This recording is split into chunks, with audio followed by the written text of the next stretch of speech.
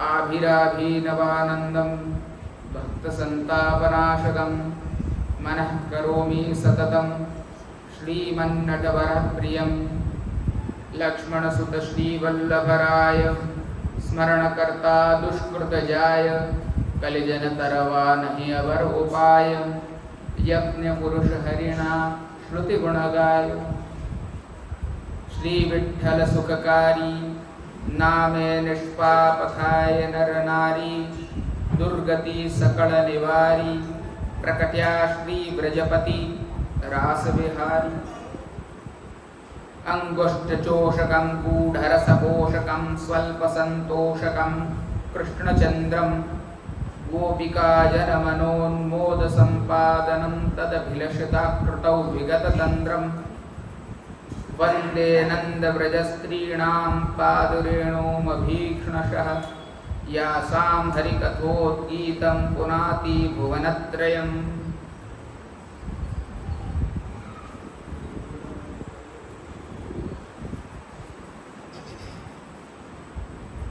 आचार्यवर्य श्री गोपीनाथजीना 250 वर्ष निमित्ते रास पंचाध्यायीना 9મા સત્રના ત્રીજા દિવસે આજે આપણે બધા એકત્રિત થયા છીએ। રાસ પંચાધ્યાયનું એમાં સવિશેષ ગોપી ગીતનું આપણે રસાસ્વાદન કરી રહ્યા છીએ। ખૂબ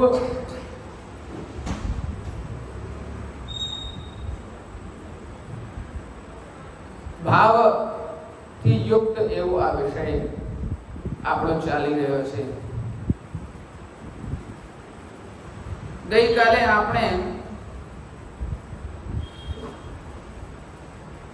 નિર્ગુણ એટલે કે ગુણાતીત ગોપીજનોના વચન જોયા કે એ લોકો ભગવાનનું સ્વરૂપ ચિંતન કરતા કરતા કહી રહ્યા છે કે નખલુ ગોપિકાનંદનો ભવાન અખિલ દેહિનામ અંતરાત્મદ્રો વિખન સાર્થિતો વિશ્વરૂપતય સખોદયમાન સાત્વિકામ। આપ ખરેખરમાં યશોદાજીના નંદન નથી, અખિલ દેહીઓના અંતરાત્માના દ્રષ્ટા છો આપ, અને બ્રહ્માજીની સ્તુતિ પર આ જગતની રક્ષા માટે આપ યદુકુલમાં પ્રકટ થયા છો। અને એ પછી આપણે ગઈકાલે પ્રારંભ કર્યું હતું, સામાન્ય અર્થ જેનો જોયો હતો એવા સાત્વિક ગોપીજનો છે, અનન્ય પૂર્વા છે, એટલે કે જેમના પૂર્વમાં વિવાહ થયા નથી, તેઓ હવે ભગવાનના શ્રી હસ્તનો સંબંધ મસ્તક સાથે થાય, એટલે ભગવાન પોતાના શ્રી હસ્ત એ ગોપીજનોના મસ્તક પર મૂકે એવી વિનંતી કરી રહ્યા છે, એવી સ્તુતિ કરી રહ્યા છે। વિરચિતા ભયમ વૃષ્ણિ ધુર્યતે શરણમીયુષામ સંસ્કૃતેર ભયાત કરસરોરુહમ કાંતકામદમ શિરસી દેહિનઃ શ્રીકરગ્રહમ। ગોપીજનો કહી રહ્યા છે, સાત્વિક ગોપીજનો કહી રહ્યા છે કે હે વૃષ્ણિ કુલમાં શ્રેષ્ઠ એવા આપ, હે અમારા કાંત, આપનું હસ્તકમલ કે જે સંસારના ભયથી આપને શરણ આવનારને અભયનું દાન આપે છે, જે હસ્તકમલ અભિલાષાઓને પૂર્ત કરે છે, કામદમ, અને જેણે શ્રીકરગ્રહમ એટલે કે લક્ષ્મીજીના પાણીનું ગ્રહણ કર્યું છે, લક્ષ્મીજી સાથે પાણી ગ્રહણ જેણે કર્યું છે, એવા શ્રીહસ્ત જે આપના છે એ અમારા મસ્તક પર ધરો।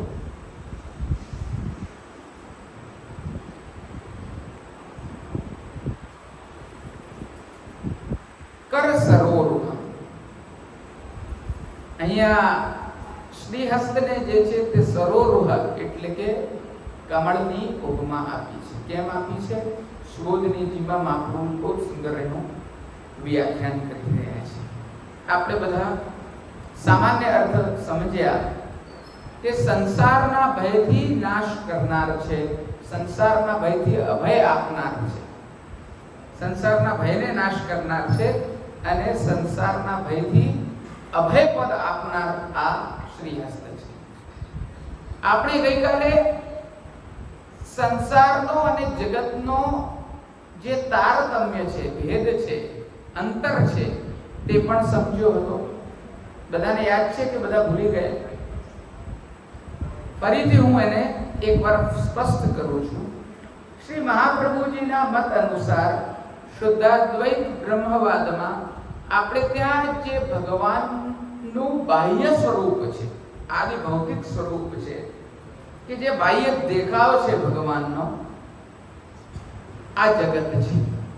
એટલે એને પ્રપંચ કીધું છે. પ્રપંચનો અર્થ છે કે બાહ્ય દેખાવ. આજકાલ આપણે પ્રપંચ શબ્દનો પ્રયોગ નેગેટિવ સેન્સમાં કરતા હોઈએ છીએ. જેવી રીતે કોઈ આડંબર કે ડોળો કરતું હોય કે નાટક કરતું હોય તો કે આ બહુ પ્રપંચી છે, નથી કહેતા? પણ એકચ્યુઅલી સામાન્યતઃ વસ્તુતઃ પ્રપંચ શબ્દનો અર્થ એ છે બાહ્ય દેખાવ. અને આ જગત જે કંઈ પણ છે તે ભગવાનનું જ સ્વરૂપ છે, ભગવાનનો જ બાહ્ય દેખાવ છે, ભગવાનનો જ પ્રપંચ છે, જે આપણે રૂપ નામ વિભેદેન જગત ક્રીડતી હોય. એટલે રૂપ અને નામ જે આજ આપણે જગત તરીકે જોઈ રહ્યા છીએ, આ બધું જ જે કંઈ પણ છે તે સત્ય છે. કેમ કે ભગવાનનું સ્વરૂપ છે. ભગવાનનું સ્વરૂપ કોઈ દાડો મિથ્યા કે ખોટું કે માયા હોઈ શકે? કદાપી ન હોઈ શકે. એટલે આ સંપૂર્ણ જગત જે છે, આપણે પથરા જોઈ રહ્યા છીએ, પાણી જોઈ રહ્યા છીએ, જે બી કંઈ છે, આ 22 તત્વો છે, જેની અંદર આ બધા પંચ તત્વો છે, આ છે, તે છે, શબ્દ, સ્પર્શ, રૂપ, આ બધું જે કંઈ પણ છે, સર્વમ ખલુ ઇદમ બ્રહ્મ. શ્રુતિ કહે છે આ સર્વ જે કંઈ પણ છે તે એ જ ભગવાનનું સ્વરૂપ છે. હવે ભગવાનનું સ્વરૂપ છે તો એ મિથ્યા હોઈ શકે નહીં. એ સત્ય છે. એ વસ્તુ ભગવાનનો પ્રપંચ છે, ભગવાનનો બાહ્ય દેખાવ છે. કોઈ વ્યક્તિનો બાહ્ય દેખાવ હોય તો વ્યક્તિ ખોટો હોઈ શકે નહીં. જેવી રીતે નટ વેશ ધારણ કરીને કોઈ નાયક હોય તે રાજા બનીને આવે તો એનું રાજાપણું એના સ્વરૂપનું રૂપાંતર છે. બાકી જે વ્યક્તિ છે તો રહેવાનો જ છે ને. એનું રાજાપણું જે છે તે રૂપાંતર છે. પણ એનાથી આપણે એમ કહીએ કે દુનિયામાં રાજા જ ના હોય, આ તો બધું માયા છે, આ તો બધું મિથ્યા છે, તો એ વસ્તુ ખોટી પડી જાય છે. એટલે આ સત્ય સ્વરૂપેણ જગતમાં ભગવાન જ ક્રીડા કરે છે, ભગવાનનું જ આ સ્વરૂપ છે. આ વસ્તુ સ્પષ્ટ થઈ એટલે જગત સત્ય છે. એક વાત. તો પછી બીજી વાત આવીને ઊભી થાય કે એક જ કાર્યમાં બે જણને અલગ અલગ અનુભવ થાય છે. આ માયાનો પડદો ઉપર આવ્યો પાછો એની, એટલે જે કોઈ પણ કાર્ય છે એની અંદર એકને સુખ થાય છે, એકને દુઃખ થાય છે. મેં ગઈકાલે દાખલો આપ્યો, કોઈને તમાચો મારીએ જોરથી ગાલ ઉપર, એને દુઃખ થાય છે, મને સુખ થાય છે. હર્ષ, મોહ, શોક, ભય, કામ, ક્રોધ, લોભ, મોહ, મદ, માત્સર્ય અને વિવિધ પ્રકારના આ દ્વંદ જોડકાઓ, સુખ દુઃખ, હર્ષ શોક, આ બધી સમાન પરિસ્થિતિ તો નથી, દ્વંદ્વ છે ને આ બધા. એટલે આ બધા દ્વંદ્વ ઊભા થાય છે કેમ? તો એનું કારણ છે કે માયા દ્વારા રચિત જે જગત છે એટલે કે માયા જનિત જે જગત, જેને આપણે સંસાર કહીએ છીએ, કે જે અહંતા અને મમતાથી બનેલો છે. માયાવશ વ્યક્તિ પોતાનું અહમપણું, મારો દેહ, ઇન્દ્રિય, પ્રાણ ઇત્યાદિ મમત્વ એટલે કે જે મારું નથી છતાંય હું એને મારું માનું છું. મારો ભાઈ, મારો કાકો, મારો મિત્ર, મારો બંધુ, મારું દ્રવ્ય, મારું ઘર, જેમાં તેનું કોઈ ઠેકાણું જ નથી, એનો મમત્વ છે એની અંદર. તો આ અહંતા અને મમતાનો જે આ જગત બનેલું છે, માયા જનિત જગત, અહંતા મમતાનું બનેલું, તે સંસાર છે. તે શું છે? સંસાર છે. અને એ સંસાર જે છે ને તે મિથ્યા છે. જગત સત્ય, સંસાર મિથ્યા. એ જૂઠું છે, એ ખોટું છે, એ ભ્રાંતિ છે, આભાસ છે. સમજાય છે બધાને? એટલે સંસારની અંદર વિવિધ પ્રકારના ભય થાય છે. ફલાણો મારા પૈસા ખાઈ જશે, ફલાણો મારી મિલકત લઈ જશે, આ તો મારું આ કરી નાખશે, આ તો મને મારી નાખશે, આના લીધે મને નુકસાન થશે, ધંધો જતો રહેશે, ફલાણું થઈ જશે, આની જોડે મારા સંબંધ આજથી કટ થઈ ગયા, પેલા જોડે જોડાઈ ગયા, આને મારી નાખીએ, આને આમ કરી નાખીએ, ફલાણાનો ભગવાન બગાડે તો સારું, આનું આમ થઈ જાય. આ બધું જે છે તે તો સંસાર છે. અને એમાં ડગલે ને પગલે જે એમાં ચક્રમાં ફસાઈ જાય છે, જેનો ટાંટિયો એ ફંદમાં ફસાઈ જાય છે, એ બિચારો ગોતા ખાઈ રાખે છે, સંસાર ચક્રમાં પરિભ્રમણ કરતો રહે છે, એક દરથી બીજે દર ઠોકર ખાય છે. એટલે આ સંસારનો જે ભય છે, જો અહીંયા શબ્દ વાપર્યો છે ગોપીજનોએ સંસ્કૃતે થયા, સંસારના ભયથી. એટલે આ જગત સંસારની કથા કરું છું હું. સમજાય છે વૈષ્ણવો? એટલે સંસાર ભયથી જે આપને શરણે આવી જાય છે, શરણ આય સોઈ તારી, જે શરણે આયા એનો ઉદ્ધાર કરે છે આ ચરણારવિંદ. આ શ્રી કરગ્રહ મસ્તક પર મૂકવાથી, આ હસ્ત મસ્તક પર ભગવાન મૂકે છે અને આ બધા ભયોનું હરણ કરી નાખે છે. એટલે એમને અભય આપનાર છે. એટલે પહેલા હસ્તકમળનું લક્ષણ થયું કે એ સંસારના ભયથી અભય પ્રદાન કરે છે. એક બીજી વસ્તુ રાખી કે અભિલાષાઓને પૂર્ણ કરે છે, કામદમ, પ્રત્યેક કામનાઓને પૂર્ણ કરે છે. અને ત્રીજી વસ્તુ કે શ્રી કરગ્રહમ એટલે કે લક્ષ્મીજીના હસ્તનું જેણે પાણી ગ્રહણ કરેલું છે. પાણી એટલે હસ્ત, જે શ્રી કરગ્રહ લક્ષ્મીજીનું કરેલું છે જેમણે, એવા આ હસ્ત જે છે તેને મારા માથે પધરાવો. સમજાય વાત બધાને? હવે સુબોધનીજીમાં પ્રવેશ કરીએ આપણે.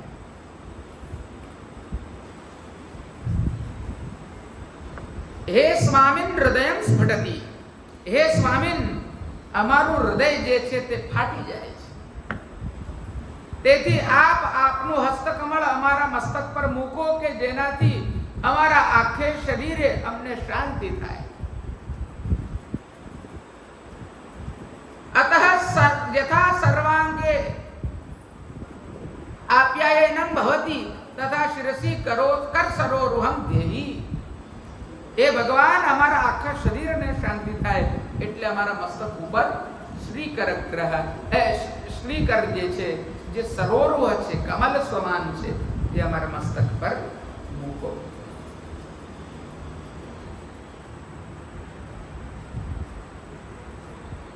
કમલ ખરેખર શીતળ હોય છે.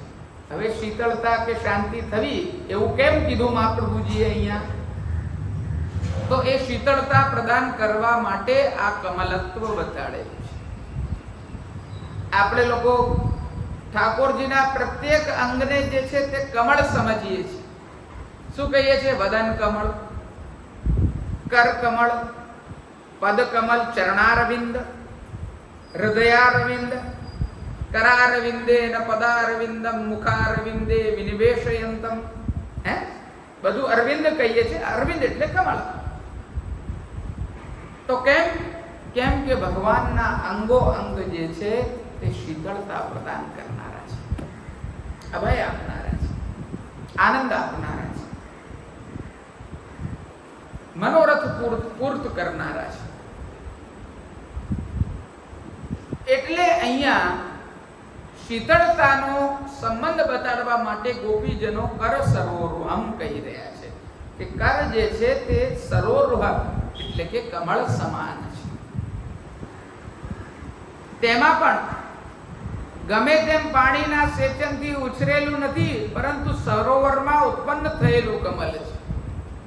અને કમળનું તો આપણે જાણીએ જ છીએ કામ કેવું હોય, ગંદકીમાં હોય, પંકજ, પંક એટલે કે કાદવ, કાદવની અંદર રહે છે, પણ પોતાને કાદવનો લેશ માત્ર પણ સ્પર્શ હોતો નથી.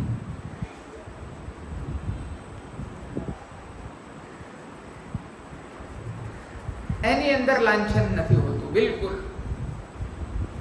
કાદવ એની અંદર બિલકુલ હોતો નથી, શુદ્ધ હોય છે. તેમાં પણ ભગવાનનો શ્રીહસ્ત જ સરોવર અને કમલને સ્થાને છે. અને અહીંયા તો સરોવર બી ભગવાન છે અને કમળ બી ભગવાન છે.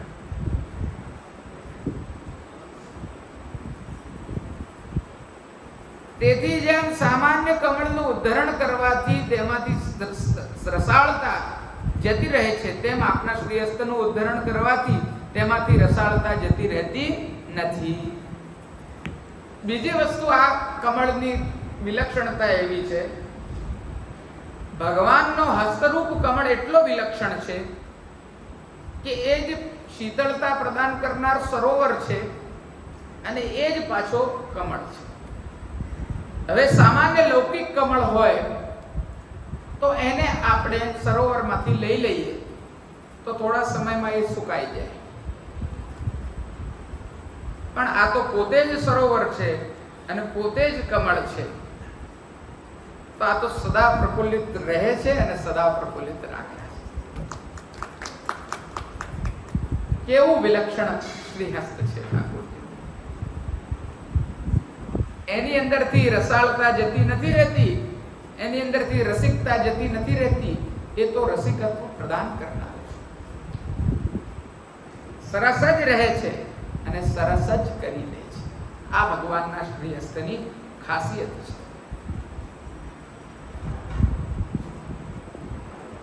કારણ કે ભગવાનનું હસ્તકમલ સરોવર રૂપ છે. હવે આગળ સંબોધન કહે છે કર સરોરુહમ કાંત. કાંત એટલે કે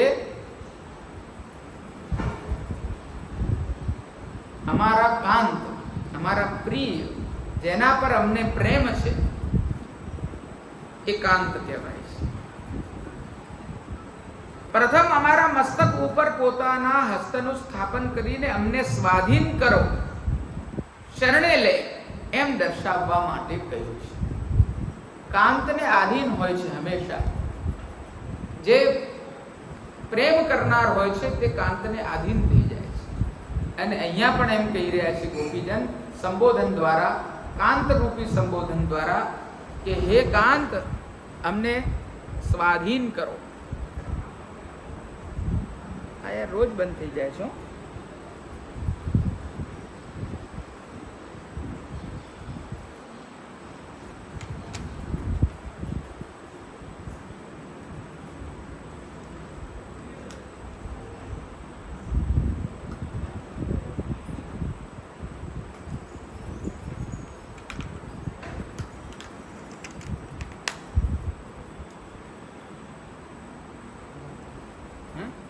બીજું માઇક લે.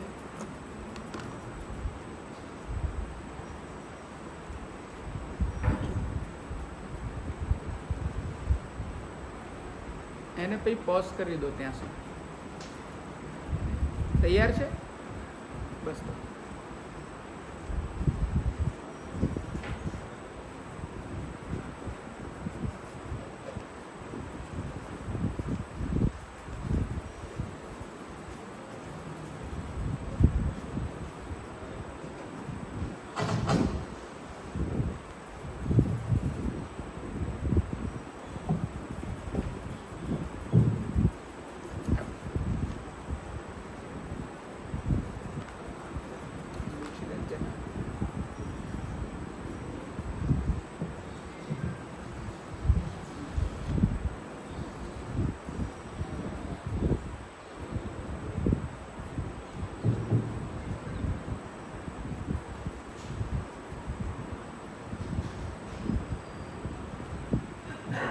કૃષ્ણાય નમઃ. થોડું વોલ્યુમ કરીએ.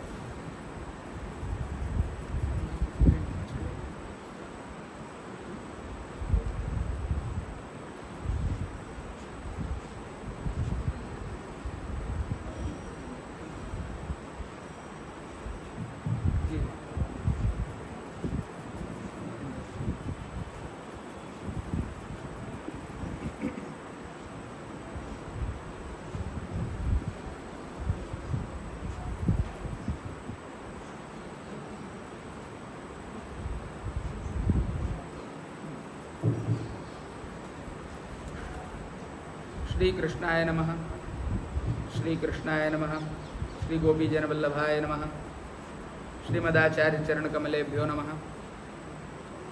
पूछू आवे. श्री कृष्णाय नमः. બધું વધારી દે ને. श्री कृष्णाय नमः. श्री कृष्णाय नमः. श्री गोपीजन वल्लभाय नमः. श्रीमदाचार्य चरण कमलेभ्यो नमः.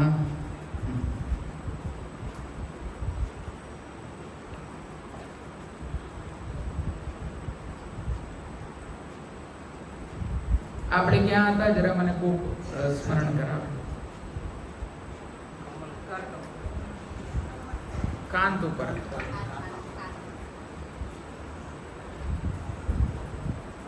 કાંત દ્વારા આ સંબોધન દ્વારા એમ સૂચિત કરવામાં આવ્યું કે અમને સ્વાધીન કરો, કેમ કે કાંતને આધીન જે છે તે પ્રેમ કરનારા, સ્નેહ કરનારા લોકો હોય છે.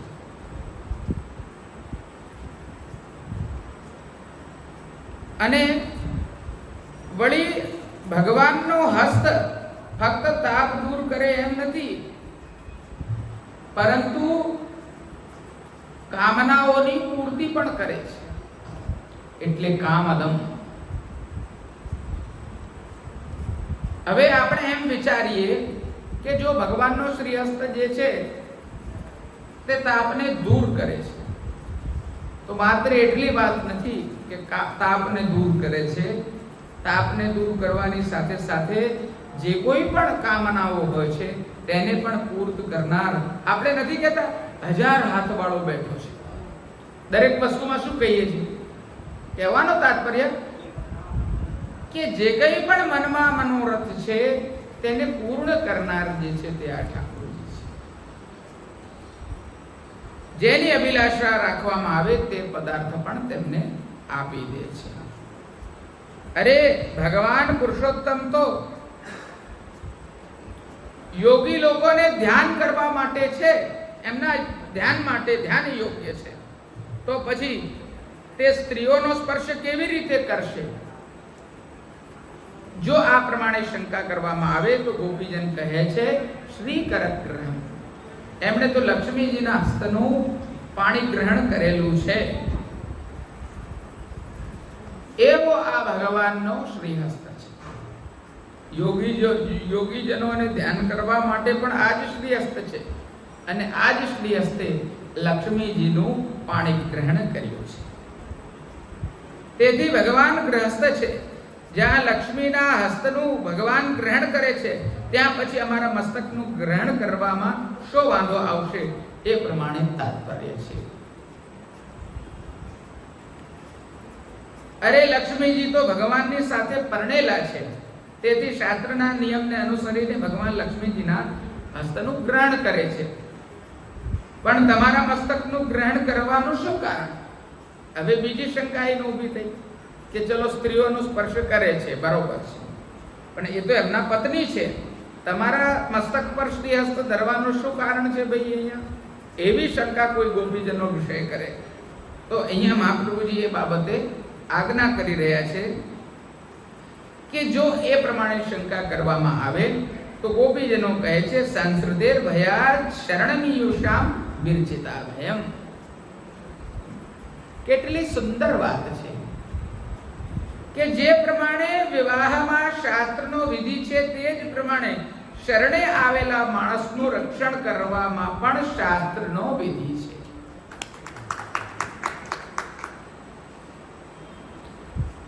શરણે આવેલા માણસનું રક્ષણ કરવું તે વિવાહના કરતા વધારે મહત્વનું છે. વિવાહ એ જગતમાં સાધારણ ધર્મ છે, જ્યારે શરણે આવેલાનું રક્ષણ કરવું એ ઈશ્વરનો ધર્મ છે. કેટલી મોટી અને આ વચન જે છે તે આપણે હૃદયસ્થ કરી લેવા જેવા છે. બહુ જ અદ્ભુત અહીંયા મહાપ્રભુજીએ ખુલાસો કર્યો છે આ વસ્તુ.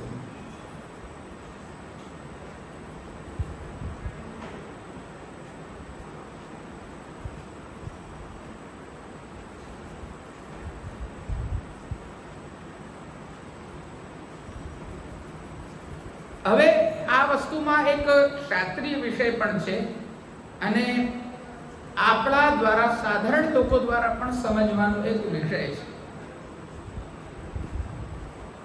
કે બે શબ્દ અહીંયા આયા, સાધારણ ધર્મ અને ઈશ્વરનો ધર્મ. આપણે સદા કહીએ છીએ કે ધર્મની સૂક્ષ્મ ગતિ હોય છે. અહીંયા ભગવાનના ધર્મની પણ સૂક્ષ્મ ગતિ છે. પોતે ધર્મી છે અને એમનાય ધર્મ જે છે તે સૂક્ષ્મ છે.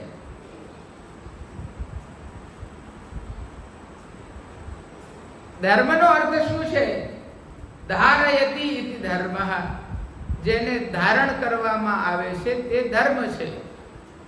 કર્તવ્ય અકર્તવ્યનું જે બોધ કરાવનાર છે તે ધર્મ છે. શું કરવું અને શું ન કરવું, ડૂઝ એન્ડ ડોન્ટ્સ. આ કરવું જોઈએ, આ ન કરવું જોઈએ. અને ભગવાન જે છે તે કોઈ જીવની જેમ, સામાન્ય મનુષ્યની જેમ સાધારણ ધર્મ પાળનારા, બૈરા છોકરા રાખીને જીવન જીવનારા સામાન્ય ગૃહસ્થ જેવી રીતે આપણે બધા હોઈએ છીએ તેવા માત્ર નથી. એ તો એમની લીલા માત્ર છે. પરંતુ આ ભગવાનનો તો ઈશ્વર ધર્મ છે. એમનું કાર્ય એટલું માત્ર નથી કે બધાનું ભરણ પોષણ ઘરવાળાઓનું કરવું. આમનું કાર્ય તો એ છે કે સમસ્ત જગતનો તાપ નિવારવો, એમના મનોરથો પૂરવા અને એમને અભય પ્રદાન કરવું. એ ઈશ્વરીય ધર્મ છે. એટલે આ ઈશ્વરીય ધર્મનું પાલન આપ કરો, એવું બ્રજ ભક્તો ભગવાનને કહી રહ્યા છે. કેટલી ઉત્કૃષ્ટ દરજાની વાત છે આ પણ વૈષ્ણવો. મોટા મોટા ઋષિ મુનિઓ ભગવાનનું આ સ્વરૂપ સમજવા માટે ગોતા ખાઈ જાય છે. મોટા મોટા જ્ઞાનીજનો આ સ્વરૂપને સમજી નથી શકતા કે ઈશ્વરીય ધર્મ છે એમનો, સામાન્ય સાધારણ ધર્મ નથી. અને આ ગોપીજનો તો સરળ ભાષામાં ગોપી ગીતનું ગાન કરતા કરતા આ વસ્તુનો તાત્પર્ય સ્પષ્ટ કરી દે છે. એટલે અહીંયા કીધું કે શરણ આવેલાનું રક્ષણ કરવું તે આપણો ઈશ્વરીય ધર્મ છે. સામાન્ય રીતે પણ જે શરણાગત થયેલા લોકો છે તેમના રક્ષણ કરવાના ધર્મના છત્ર નીચે જ પત્નીનું રક્ષણ કરવું, બાળકોનું રક્ષણ કરવું,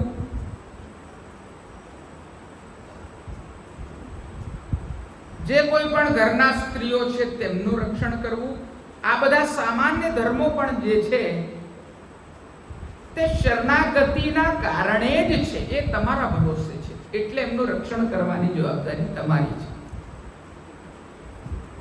પિતાના ઘરેથી તમે વરીને પત્નીને ઘરે લાવો છો તો એ હવે તમારા ભરોસે છે, તમારે શરણાગત છે, તમને સમર્પિત છે.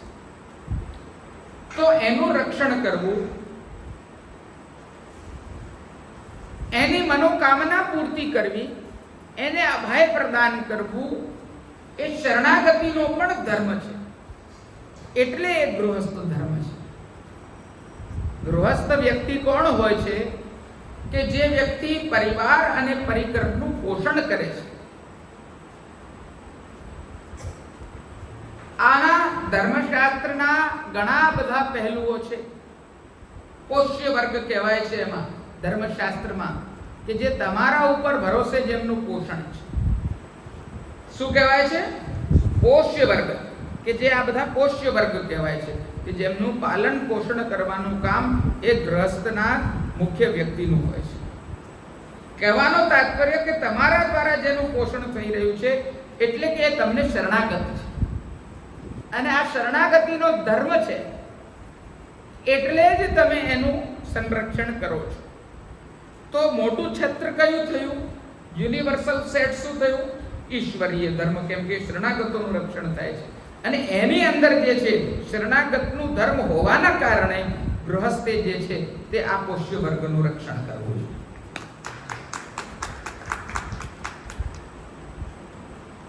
સમજાઈ વાત? આખી બહુ જ સ્પષ્ટ વાત છે.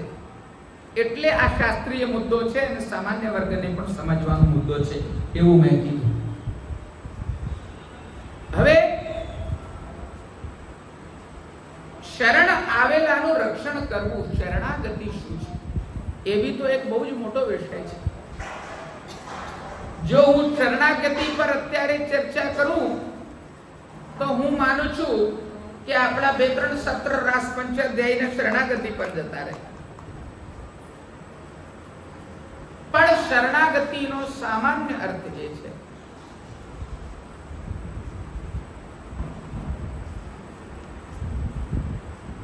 અનુકૂલસ્ય સંકલ્પઃ પ્રતિકૂલસ્ય વિવર્જનમ રક્ષયિષ્યતિ વિશ્વાસઃ ભર્તૃત્વમ વર્ણન તથા. શરણાગતિની અંદર અનુકૂળનું સંકલ્પ થાય છે કે હું ભગવાન પ્રતિ કે જેના બી પ્રતિ શરણાગત છું, આપણે ભગવાનને જ રાખીશું કેન્દ્રમાં. કેમ કે શરણાગતિ આપણી મુખ્ય તો ભગવાનની જ છે, તો એના સંદર્ભે જ હું શરણાગતિ આપ લોકોને સમજાવવા માંગુ છું. ગીતાજીમાં ભગવાને કીધું સર્વ ધર્માન પરિત્યજ્ય મામેકમ શરણમ વ્રજ. ત્યાં શરણ જે છે તે ભગવાનની ગ્રહણ કરવી એ વસ્તુ મુખ્ય બતાડી, અન્ય ધર્મોને છોડી, અન્ય ધર્મોને સારી રીતે ત્યાગ કરી. કહેવાનો તાત્પર્ય મારો માતા તરીકેનો ધર્મ, મારો બહેન તરીકેનો ધર્મ, મારો એક પત્ની તરીકેનો ધર્મ, મારો એ જ વ્યક્તિના અલગ અલગ ધર્મો હોય છે, અલગ અલગ કર્તવ્ય અકર્તવ્યતા હોય છે એની. એ બધું એને જે છે તે છોડી દેવું. કારણ કે એ સંબંધોમાં તો સાસુ રીઝે તો નણંદ ખીજે, બધા સુખી થાય એવું ના થાય. એનાથી વ્યાપક ધર્મનો વિચાર કરવો, ત્યારે જ ભગવદ શરણાગતિ સ્વીકાર કરવા જીવ તૈયાર થાય છે. એમાં જ રચ્યા પચ્યા રહેવું હોય, સંસારમાંથી બહાર જ ન નીકળવું હોય તો શરણાગતિ કર્યાનો શું મતલબ છે? જો ગ્રહસ્થ થવું અને સંસારી થવું એમાંય અંતર છે. આપણે લોકો બધી ખીચડી ભેગી કરી દઈએ છીએ. આપણે કે સંસારી છીએ, આપણે ક્યાં સંસારી છીએ ભૈયા?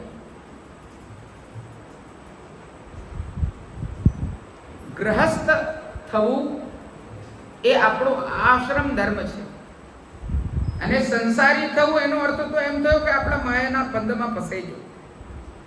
આપણે કદાપી વૈષ્ણવો સંસારી નથી, આપણે ગ્રહસ્થ છીએ.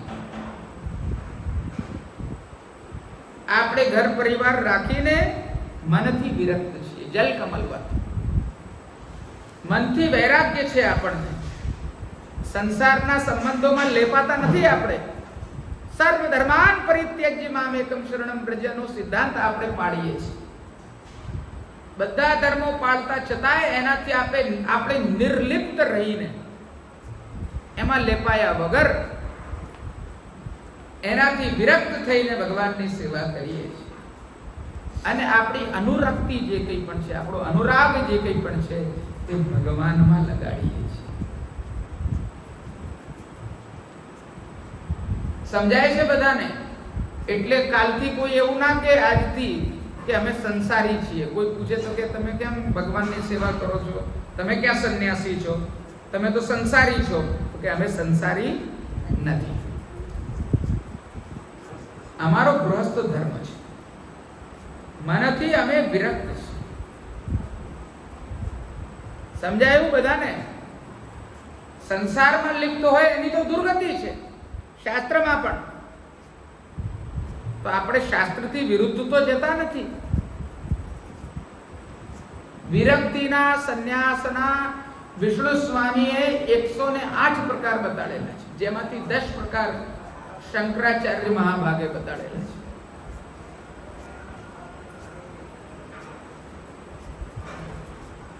કોક આવું કરે, કોક દંડનો ત્યાગ કરે, કોક ફલાણાનો ત્યાગ કરે, કોક જનજેકનો પવિત્રનો ત્યાગ કરે, કોઈ 2 વસ્તુનું કરે, કોક આ કરે, કોક તે કરે, કોઈ પરિવાર રાખે, કોઈ ના રાખે, કોઈ મુંડન કરાવે.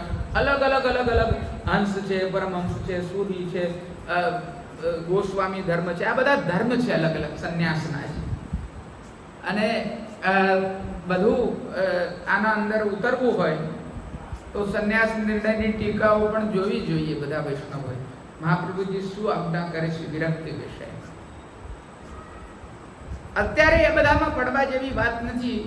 સમજવા જેવી વાત એટલી જ છે કે આપણે સંસારી નથી.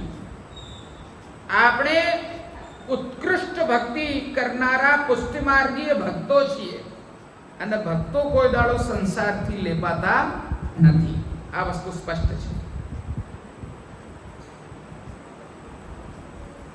પુત્ર છે જો કૃષ્ણને સન્મુખ છે તો એના પ્રતિ એ મારો છે.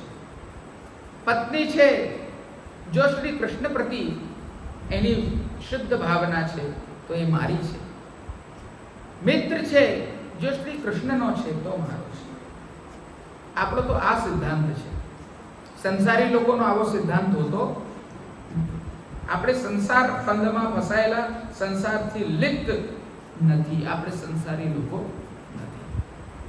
પ્રવાહી અને આસુરી જીવોની ગતિ છે, આપણી ગતિ નથી. સંસારની ગતિ કોણની છે? પ્રવાહી અને આસુરી જીવોની. આપણી ગતિ એ હોઈ શકતી નથી. સમજી ગયા ને? બહુ સ્પષ્ટ વાત છે. આ પુષ્ટિ માર્ગનો સિદ્ધાંત છે. દરેક વૈષ્ણવોએ આ સિદ્ધાંતને હૃદયારૂઢ કરવો. આ ગોપીજનો પ્રેમ લક્ષણા ભક્તિનો માર્ગ આપણને બતાડી રહ્યા છે. એમાં આ મોટા મોટા પર્વતો છે બાધકરૂપ. એમાં જો આપણે ફસાઈ જઈએ તો આપણે ભગવત ભક્તિ કરવા માટે સામર્થ્યવાન રહેતા નથી. આપણે વિમુખ થઈ જઈએ છીએ. એટલે અહીંયા શરણાગતિ બતાડવામાં આવી. અને શરણાગતિમાં અનુકૂળનો સંકલ્પ થાય છે. એટલે કે ભગવાનને આ પ્રિય છે કે નથી. જોઈ જોઈ પ્યારો કરે, સોઈ સોઈ ભાવે. જે ભગવાનને ભાવે તે અમને ભાવે. જે અમે કરીએ એ ભગવાનને ભાવે. અમે એ જ કરીએ કે જે ભગવાનને ભાવે. અનુકૂલસ્ય સંકલ્પ. અનુકૂળ છે એનો જ અમે સંકલ્પ લીધેલો છે. આજે મેં કંઠી ધારણ કરી તો અસમર્પિત લેવું એ મારી ભક્તિ માટે અનુકૂળ નથી. મેં છોડી દીધું. આજે મેં એક આશરો ગ્રહણ કરી લીધો ભગવાનનો, તો પછી હવે બીજે મારે આટા ફેરા આશીર્વાદ કરવાની જરૂર નથી. અનુકૂળનું સંકલ્પ અને પ્રતિકૂળનું વિવર્જન. પ્રતિકૂળનું વિવર્જન, અન્યાશ્રય છોડી દીધું, અસમર્પિત છોડી દીધું. આ બધું પ્રતિકૂળ છે, વિરોધી છે. અનુકૂળ શું છે? હવે હું સેવા કરું, હવે હું સ્મરણ કરું, હવે હું કીર્તન કરું, યથાશક્તિ યથારુચિ ભગવાનમાં મન લગાડું મારું. રક્ષયિષ્યતિ વિશ્વાસ. ત્રીજી વસ્તુ, ભગવાન અમારી રક્ષા કરશે. ભગવાન અમારી રક્ષા કરશે એવો વિશ્વાસ, દૃઢ વિશ્વાસ. કોઈ નાની મોટી આપત્તિ આવી જાય એટલે પછી દોડવા માંડીએ અહીંયાથી ત્યાં, માતા મહાદેવ ફલાણા ઢીંગણા ડોરા ધાગા ફલાણા. એ બધામાં આપણી જે છે તે કોઈ પણ પ્રકારની શરણાગતિ રહેતી નથી. શરણાગતિ જ ખંડિત થઈ ગઈ. શરણ મંત્ર, પહેલો જ મંત્ર તમારો ત્યાં જ ખંડિત થઈ ગયો. એનો જ અર્થ ન રહે. તો પછી સમર્પિત થઈને બ્રહ્મ સંબંધ લઈને નિવેદન કરાવીને મોટી મોટી પુષ્ટિ માર્ગની વાતો કરવી, એ બધી પછી યુક્ત રહે નહીં. જો તમારી અનન્ય દૃઢતા શ્રી કૃષ્ણના ચરણારવિંદમાં નથી તો.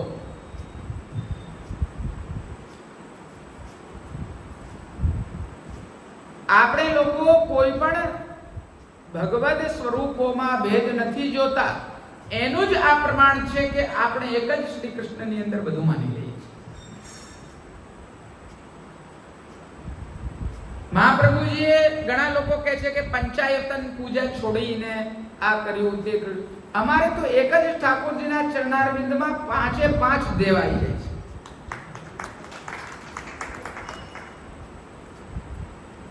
આપણે ખરેખર ભેદ દૃષ્ટિ નથી જોતા. આપણે ભેદ દૃષ્ટિ નથી જોતા. આપણે એક જ શ્રી કૃષ્ણની અંદર બધું માની લઈએ છીએ. એ જ શુદ્ધાદ્વૈત છે. એ જ શુદ્ધાદ્વૈત પણ છે. એટલે એક શ્રી કૃષ્ણની સેવા કરીએ છીએ તેમાં બધું જ આવી જાય છે. આપણે ત્યાં જેવી રીતે દેવી પૂજકો બધા દેવીને અલગ માને છે, આપણે ત્યાં અલગ નથી માનતા. ભગવાન બધાથી પર છે. આકાશાત પતિતં તોયમ યથા ગચ્છતિ સાગરમ સર્વદેવ નમસ્કાર કેશવમ પ્રતિ ગચ્છતિ. આકાશમાંથી પડેલું જળનું બિંદુ જે રીતે સમુદ્ર પ્રતિ છેલ્લે પ્રયાણ કરે છે, તમે કોઈ બી દેવી દેવતાઓને નમસ્કાર કરો છો એ છેલ્લે તો કેશવ પ્રતિ જ જાય છે.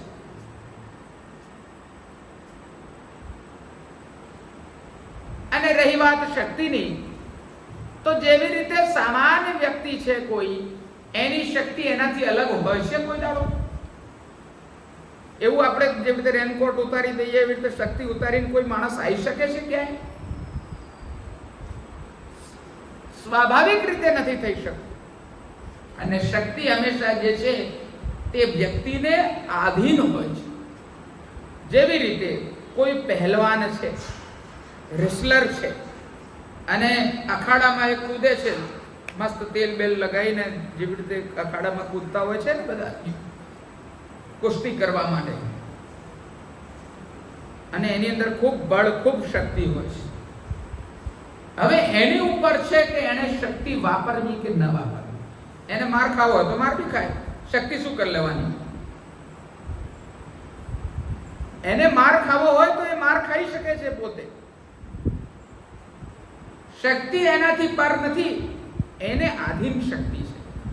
એ રીતે જ ભગવાન છે, એમને આધીન એમના શક્તિના સ્વરૂપો છે. સમજ્યા બધા વૈષ્ણવો? એટલે જે દેવી દેવતાઓને, માતાજીને, બીજા અન્ય દેવતાઓને જે લોકો ડરતા હોય છે એમના દ્વારા, અથવા એમની સેવા પૂજા અલગ કરવાનો આગ્રહ કરતા હોય છે, તે લોકોએ આ કોન્સેપ્ટ ક્લિયર કરી લેવો જોઈએ કે એવી કોઈ અલગ પ્રકારની વાત કરવાની આવશ્યકતા નથી. શ્રી કૃષ્ણ છે એમની અંદર બધું જ આવી ગયું છે, કોઈ વસ્તુ રહી નથી જતી. આકાશાત પતિતં તોયમ યથા ગચ્છતિ સાગરમ સર્વદેવ નમસ્કાર કેશવમ પ્રતિ ગચ્છતિ. આ કેશવ છે એમની અંદર જ બધું આવી જાય છે. તમે મૂળમાં જળ નાખશો તો પાંદડે પાંદડે પહોંચી જ જવાનું છે. તમે પાંદડે પાંદડે જળ નાખશો તો મૂળમાં પહોંચવાનું.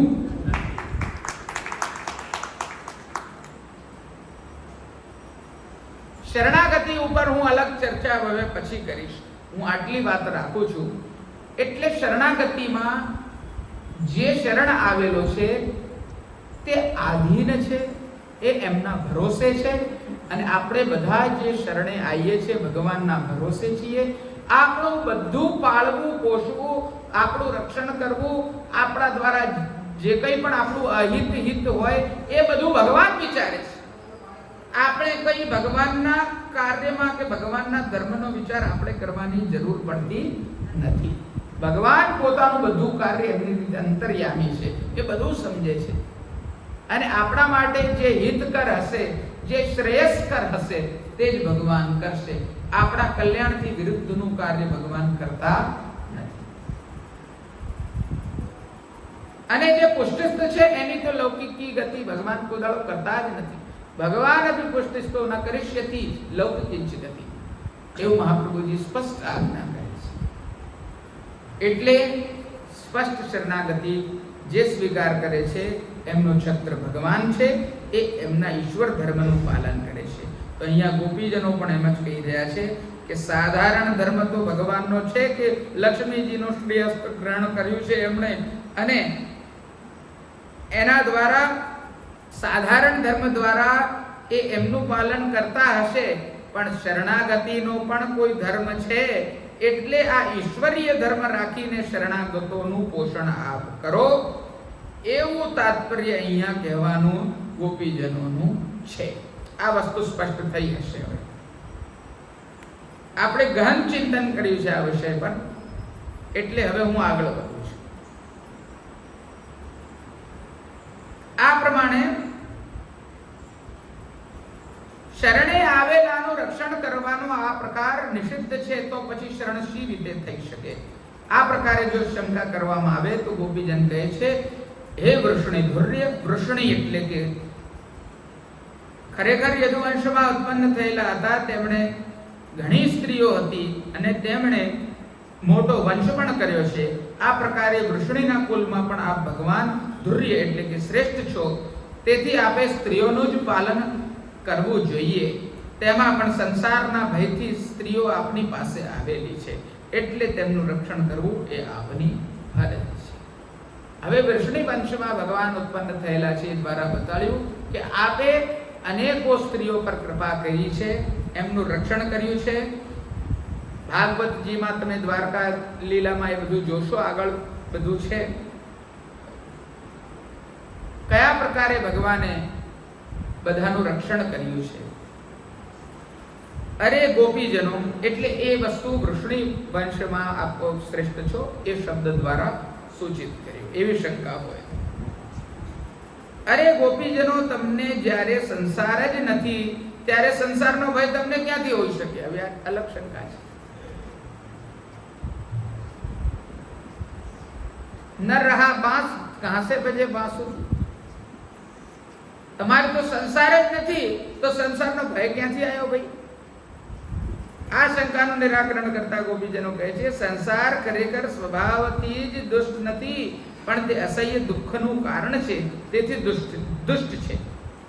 આપના વિરહથી અમને અસહ્ય દુઃખ પ્રાપ્ત થયું છે, અને તેથી અસહ્ય દુઃખના કારણ રૂપ સંસારથી ભય અર્થાત મોટું દુઃખ છે.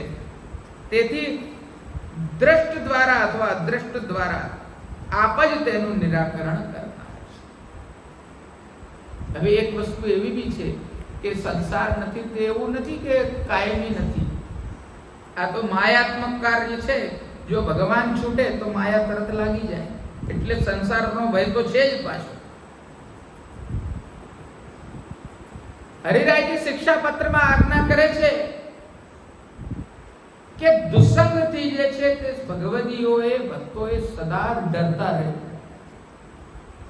કોઈનાથી ડરવું નહીં, દુસંગથી ડરવું. એનો અર્થ શું છે? આ સંસાર ભય છે. જો ભગવાનનું સ્મરણ ક્ષણ માત્ર માટે પણ આપણે છોડી દઈએ તો આપણને સંસાર લાગી જાય છે, સંસાર ગ્રાસ કરે છે, આપણને પકડી લે છે. તમે જોશો આ વસ્તુને નિત્ય પોતે પણ અનુભવ કરશો કે ભગવાન નામ લેતા હશો, ભગવાનનું ચિંતન કરતા હશો, અને જરાક ડગમગ થયા, ઇલેક્ટ્રિસિટીનું બિલ ભરવાનું બાકી છે, છોકરાને જમાડવાનો બાકી છે, વર કેટલા વાગે આવવાના છે, લાવ ફલાણે મંદિરમાં શું આજે થયું એ પૂછી લઈએ, પંચાયત કરી લઈએ, જરા મારો ફોન ક્યાં ગયો, ફેસબુકમાં નવી પોસ્ટ કોણની આવી છે, આ બધું સ્ફુરવા લાગે છે. આ કે ના? મજાકમાં નથી કહેતો, હું હસું જરૂર છું. એટલે સંસારનો ભય જે છે તે હંમેશા રાખવો જોઈએ, એવો મારો મત છે.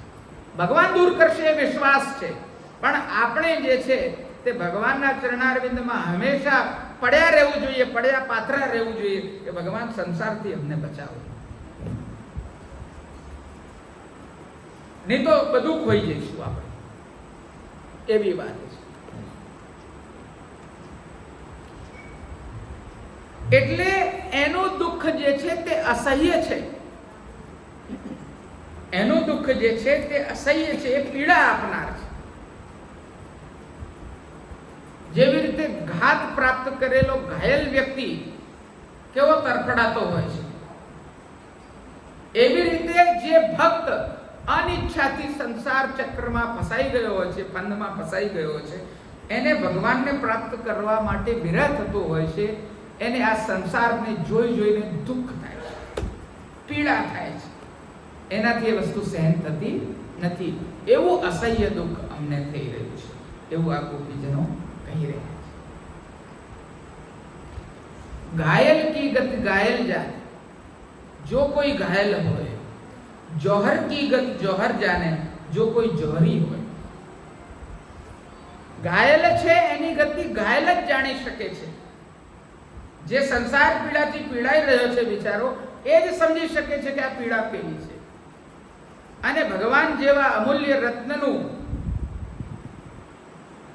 અમૂલ્ય ઝવેરાતનું મૂલ્ય એ જ જાણી શકે છે જે ઝવેરી છે, જે ભક્ત છે.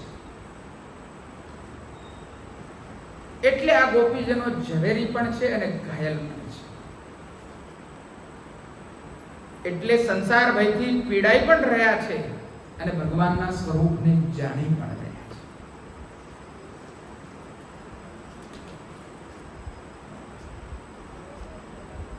ભગવાન અમારા દુઃખના કારણનો નાશ કરે અને અમને અભયદાન પ્રદાન કરે, એ પ્રમાણે કહેવાથી અમે ગોપીજનો પણ નિર્ભય છીએ એમ સૂચન થયું.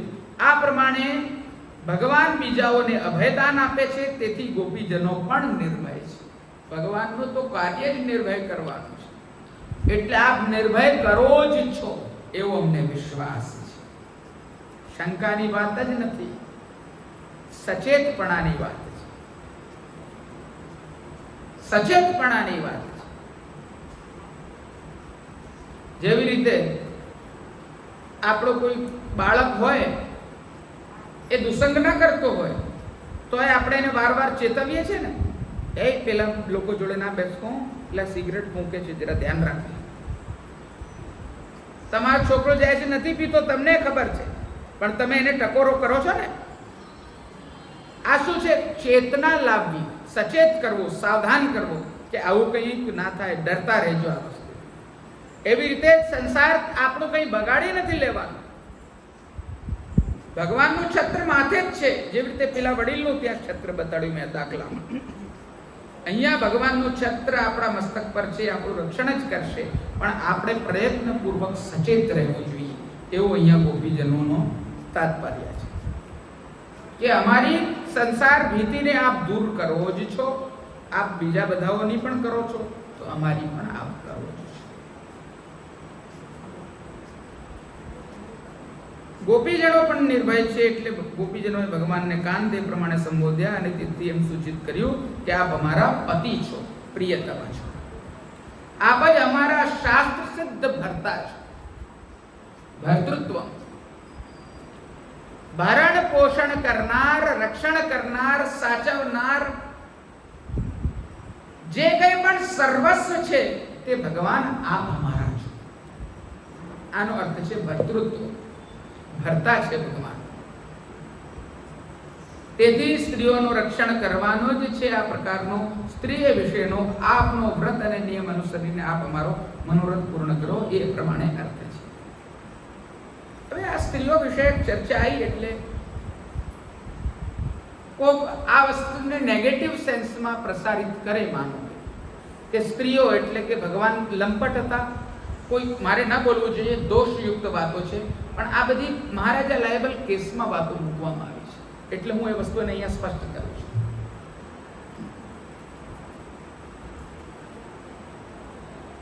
આવું બોલવું એ ધાર્મિક મર્યાદા પ્રમાણે, આધ્યાત્મિક મર્યાદા પ્રમાણે અને આપણી ભક્તિ માર્ગીય મર્યાદા પ્રમાણે દોષરૂપ છે. પણ છતાંય અમને આ બધી વસ્તુઓનું સ્પષ્ટીકરણ આ કાલ પ્રવાહના કારણે કરવું પડે છે. આવી શંકાઓ પુષ્ટિ માર્ગીય વૈષ્ણવોમાં તો હોતી જ નથી, ભક્તિ માર્ગીય વૈષ્ણવોમાં પણ નથી હોતી, અને સનાતન ધર્મના આસ્તિક પ્રજાજનોમાં પણ હોતી નથી. પણ ધર્મના જે વિદ્વેષી લોકો હોય છે તે ખોટી ભ્રાંતિઓનો પ્રચાર કરીને ભગવાન વિશે પણ આવી ચર્ચાઓ કરતા હોય છે, એટલે આ વસ્તુને સ્પષ્ટ કરવી જરૂરી છે. સ્ત્રીઓ પ્રતિ ભગવાનની જે આ કૃપા દૃષ્ટિ છે તેને શી રીતે સમજવી, આ એક પ્રશ્ન આઈને હંમેશા ઉભો રહે છે. અને આજ પ્રજા, આજ ધર્મેશ વિદ્વેષી પ્રજા એક એવી છે કે એ જ લોકો એમ કહે છે કે તમે સ્ત્રીઓ અને શૂદ્રો જોડે દુર્વ્યવહાર કરો છો, એમને સાચવતા નથી. અહીંયા ભગવાન જે છે કે જેનું કોઈ નથી, અશરણ શરણ છે, જેને સર્વ પ્રકારની ભીતિઓ લાગેલી છે તેના પર વિશેષ ધ્યાન આપનાર છે. એટલે ભગવાન સ્ત્રીઓ પર વિશેષ જે છે તે કરુણા કરે છે, એવું અહીંયા કહેવાનો તાત્પર્ય છે. જેનું કોઈ નહીં એનું ભગવાન. અને એ દ્રષ્ટિકોણથી ભગવાને 16,000 પટરાણીઓ બનાવી, પોતાની રક્ષણ કરીને બીજાને ત્યાંથી એ સ્ત્રીઓ ઉપર કરુણા કરીને, કૃપા વિચારીને બીજાને ત્યાં દાસી તરીકે રહેલી, કેદમાં રહેલી સ્ત્રીઓને કોણ સ્વીકારે છે? કોઈ દિવસ કોઈએ વિચાર કર્યો છે કે આ ભગવાન સ્ત્રીઓ પર કેટલી કરુણા કરનાર છે?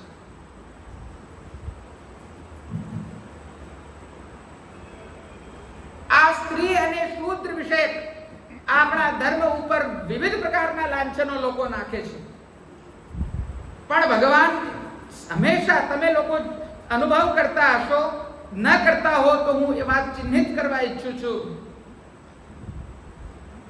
રણછોડલાલજી મહારાજના વચનામૃતમાં આજે મેં સવારે જ વાંચ્યું હતું કે એકવાર હિંમતભાઈ દેવડી વાળાએ રણછોડલાલજી મહારાજને પૂછ્યું કે આપણા ઠાકોરજી કેમ ચરણારવિંદ પર દૃષ્ટિ કરીને બેઠા છે? કેમ આપણા ઠાકોરજી અધોક્ષજ છે? અધોક્ષ એટલે કે નીચે દ્રષ્ટિ કરેલા છે. શ્રીનાથજીના તમે દર્શન કરશો તો શ્રીનાથજીનું સ્વરૂપ તમે જોશો તો તમને એમના નેત્ર જે છે એક સીક માત્ર દેખાશે, એક રેખા માત્ર દેખાશે, અને ચરણારવિંદ જે છે તેના ઉપર એની દ્રષ્ટિ છે, એ અલંકારની. તેવો પ્રશ્ન રણછોડલાલજી મહારાજને પૂછવામાં આવ્યો અને આપે આજ્ઞા કરી એમાં કે ભગવાન જે છે તે શૂદ્રોના ઉદ્ધારક છે. શ્રીનાથજી પુષ્ટિમાર્ગીય ભગવાન છે. સ્ત્રી શૂદ્ર આદિ ઉદ્ધૃતિક્ષમા, સ્ત્રી શૂદ્ર આદિને ઉદ્ધૃતિક્ષમા, ઉદ્ધાર કરવા માટે સક્ષમ મહાપ્રભુજી છે. અને આપણો માર્ગ એવો બનાવ્યો છે કે જેની અંદર સ્ત્રીઓ પણ સેવા કરી શકે છે, શૂદ્ર લોકો પણ સેવા કરી શકે છે. આપણે ત્યાં બધો કોઈ ભેદ જોયો. એટલે ચરણારવિંદ પર દૃષ્ટિ એટલે છે કે જેવી રીતે બ્રાહ્મણોસ્ય મુખમાસીત બાહુરાજન્ય કૃતઃ, બાહુમાંથી રાજન્ય એટલે કે ક્ષત્રિયો કર્યા, બ્રાહ્મણ મુખમાંથી કર્યા. બ્રાહ્મણોસ્ય મુખમાસીત બાહુરાજન્ય કૃતઃ ઉરુ તદસ્ય વૈશ્ય, વૈશ્યો ઉરુમાંથી કર્યા, જંઘામાંથી પ્રકટ કર્યા. અને પદભ્યામ શૂદ્રો અજાય, અને પગમાં જે છે, પગમાંથી જે છે તે શૂદ્રોને પ્રકટ કરે. એટલે આ ભગવાનની પુષ્ટિ માર્ગીય પુષ્ટિ પુરુષોત્તમની દૃષ્ટિ પગ પર છે કે જે સ્ત્રીઓ શૂદ્રો જેનું કોઈ આધાર નથી, જે અશરણ છે, એની શરણાગતિ સ્વીકાર કરનાર આ પુષ્ટિ પુરુષોત્તમ શ્રીનાથજી, આ મહાપ્રભુજી અને આ પુષ્ટિ સંપ્રદાય. વેદનો અધિકાર જેમને છે એ લોકો યજ્ઞોપવીત ધારણ કરીને પૂજા માર્ગ પ્રમાણે, ઉપાસના વિધિ પ્રમાણે, વૈષ્ણવ તંત્ર પ્રમાણે સેવા કરી શકે છે. શૂદ્રોનું અને સ્ત્રીઓનું શું? એમને ભાવાત્મક સેવા પધરાઈને એમનો ઉદ્ધાર કર્યો છે. કોઈ તંત્ર, ઉપાસના ઇત્યાદિ પૂજા માર્ગની જરૂર નથી. તમે સેવા ભાવનાથી સેવા કરો. ભાવાત્મા ભાવ્યતા હરિનો સિદ્ધાંત પરિચર્યામ સદા કુર્યાત તદ્રૂપમ તત્ર ચ સ્થિતમનો સિદ્ધાંત બતાડ્યો. આ પુષ્ટિ માર્ગીય વૈષ્ણવ સિદ્ધાંત છે. આપણે ત્યાં આમની જાતીય મર્યાદા કે લિંગની મર્યાદા રાખીને કોઈને વંચિત કરી દીધા હોય, દૂર કરી દીધા હોય એવું નથી. આ પુષ્ટિ પુરુષોત્તમ શ્રી કૃષ્ણ જેમની ગોપીજનો સ્તુતિ કરી રહ્યા છે ગોપી ગીતમાં, તે એટલા કૃપાળુ છે કે સ્ત્રીઓ પર કરુણા પહેલા કરે છે. એ એનો તાત્પર્ય. સમજાય વાત બધાને? આપણે ત્યાં તો ભાવ બી સ્ત્રીઓનો રાખીને આપણે સેવા કરીએ છીએ. બધું અંદર જવું હોય તો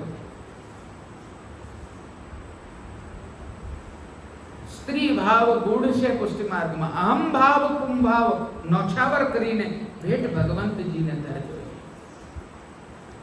કુંભ ભાવ એટલે કે ભોગતાપણું. પુરુષોની અંદર ભોગતાપણું બહુ હોય છે. તો ભગવાન પાસે જઈએ ત્યારે પૌરુષત્વ નહીં રાખવાનું, કુંભ ભાવ નહીં રાખવાનો, સ્ત્રી ભાવ. એક માતા પોતાના બાળકની કાળજી કયા પ્રકારે લે છે, એક પત્ની પોતાના પતિની કાળજી કયા પ્રકારે લે છે, એક પ્રિયા પોતાના પ્રિયતમની કાળજી કયા પ્રકારે લે છે, તે પ્રકારના કોમળ ભાવ લઈને ભગવાનના ચરણારવિંદમાં સમર્પણ ભાવથી જવું, આધીનત્વ સાથે જવું કે હું ભગવાન આપને આધીન છું, આપને શરણાગત છું, આપને સમર્પિત છું અને આપને કૃપા કરવા યોગ્ય છું. આ સ્ત્રી ભાવ કહેવાય છે. સ્ત્રી ભાવ એટલે પાછો પેલો વેશ ધારણ કરીને જાવ એવું નથી હો. મનમાં સ્ત્રી ભાવ હોવો જોઈએ, કોમળ ભાવના હોવો જોઈએ. સ્થૂલ રીતે આ બધી વાતો નથી. વૈષ્ણવો પુષ્ટિ માર્ગને જે લોકો સ્થૂલ દૃષ્ટિથી જુએ છે તે આવા બધા પ્રકારની શંકાઓ કરતા હોય છે. એ લોકો બધું વિપરીત રીતે આપણો માર્ગ ચિતરતા હોય છે. એ લોકો વિપરીત રીતે આ ઉત્તમ કક્ષાના ઉત્તમ સ્તરના સંપ્રદાયને વિપરીત રીતે લાંછિત કરવાનો પ્રયત્ન કરતા હોય છે. એટલે આ બધી વસ્તુઓ સ્પષ્ટ થવી, કાચ જેવી બિલકુલ સ્પષ્ટ થવી, સ્વચ્છ રીતે સ્પષ્ટ થવી, દરેક મનમાં બિંદુશઃ સ્પષ્ટ થવી બહુ જ જરૂરી છે. એટલે અમે આ બધી વસ્તુઓનો ગહનતાપૂર્વક ચિંતન આપ લોકોની સમક્ષ રજૂ કરી રહ્યા છીએ. ખરેખર આ બધા વિષયો જૂના જમાનામાં આવતા જ નહોતા. મહાપ્રભુજી આટલી બધી શંકાઓ લખી, આમાં આવી આ શંકા? કેમ ના આવી? કેમ કે આટલી દુર્બુદ્ધિ, કુબુદ્ધિ હિન્દુઓમાં નથી. અને આજની હિન્દુ પ્રજા કહેવાની હિન્દુ છે, સનાતન ધર્મ બધા બોલે છે, એની અંદર આપણને ધર્મ પાળવાનો આગ્રહ નથી. આપણે નામ માત્રનો ધર્મ કહી રહ્યા છીએ. અને એવી ધર્મગ્લાની જ્યારે થતી હોય ત્યારે આપણા ભગવાન વિશે, આપણા આચાર્યો વિશે, આપણા માર્ગના સિદ્ધાંતો વિશે આપણે મજબૂરીમાં સ્પષ્ટીકરણો આપવા પડે છે. આ દુર્ભાગ્યની સ્થિતિ છે. એટલે વૈષ્ણવો, ભગવાન પરમ કૃપાલુ છે. જે સામર્થ્યવાન પુરુષ છે, સામર્થ્યવાન ત્રિવર્ણ છે, એના પર તો કૃપા કરે જ છે. પરંતુ જે બિચારા સામર્થ્યવાન નથી એવા સ્ત્રીઓ અને શૂદ્રો પર ભગવાન વિશેષ કૃપા કરે છે, એવું અહીંયા કહેવાનો તાત્પર્ય છે કે એટલે સ્ત્રીઓ પર ભગવાન વિશિષ્ટ કૃપા કરે છે. સમજાય ને વાત? હા કે ના? મેં આજે જ રણછોડલાલજી તાજજીના વચનામૃત ફેરવી રહ્યો હતો પુસ્તક, એમાં આ જોયું અને અત્યારે આનું અનુસંધાન નીકળ્યું. હવે આગળ કહી રહ્યા છે,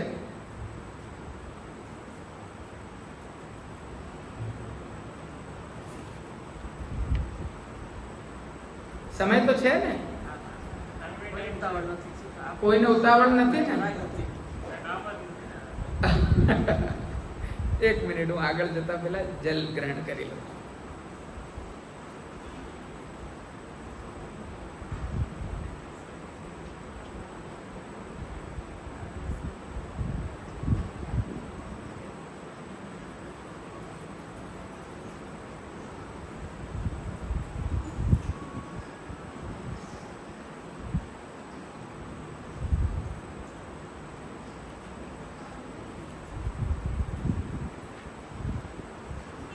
પછીથી હવે આગળ કહી રહ્યા છે,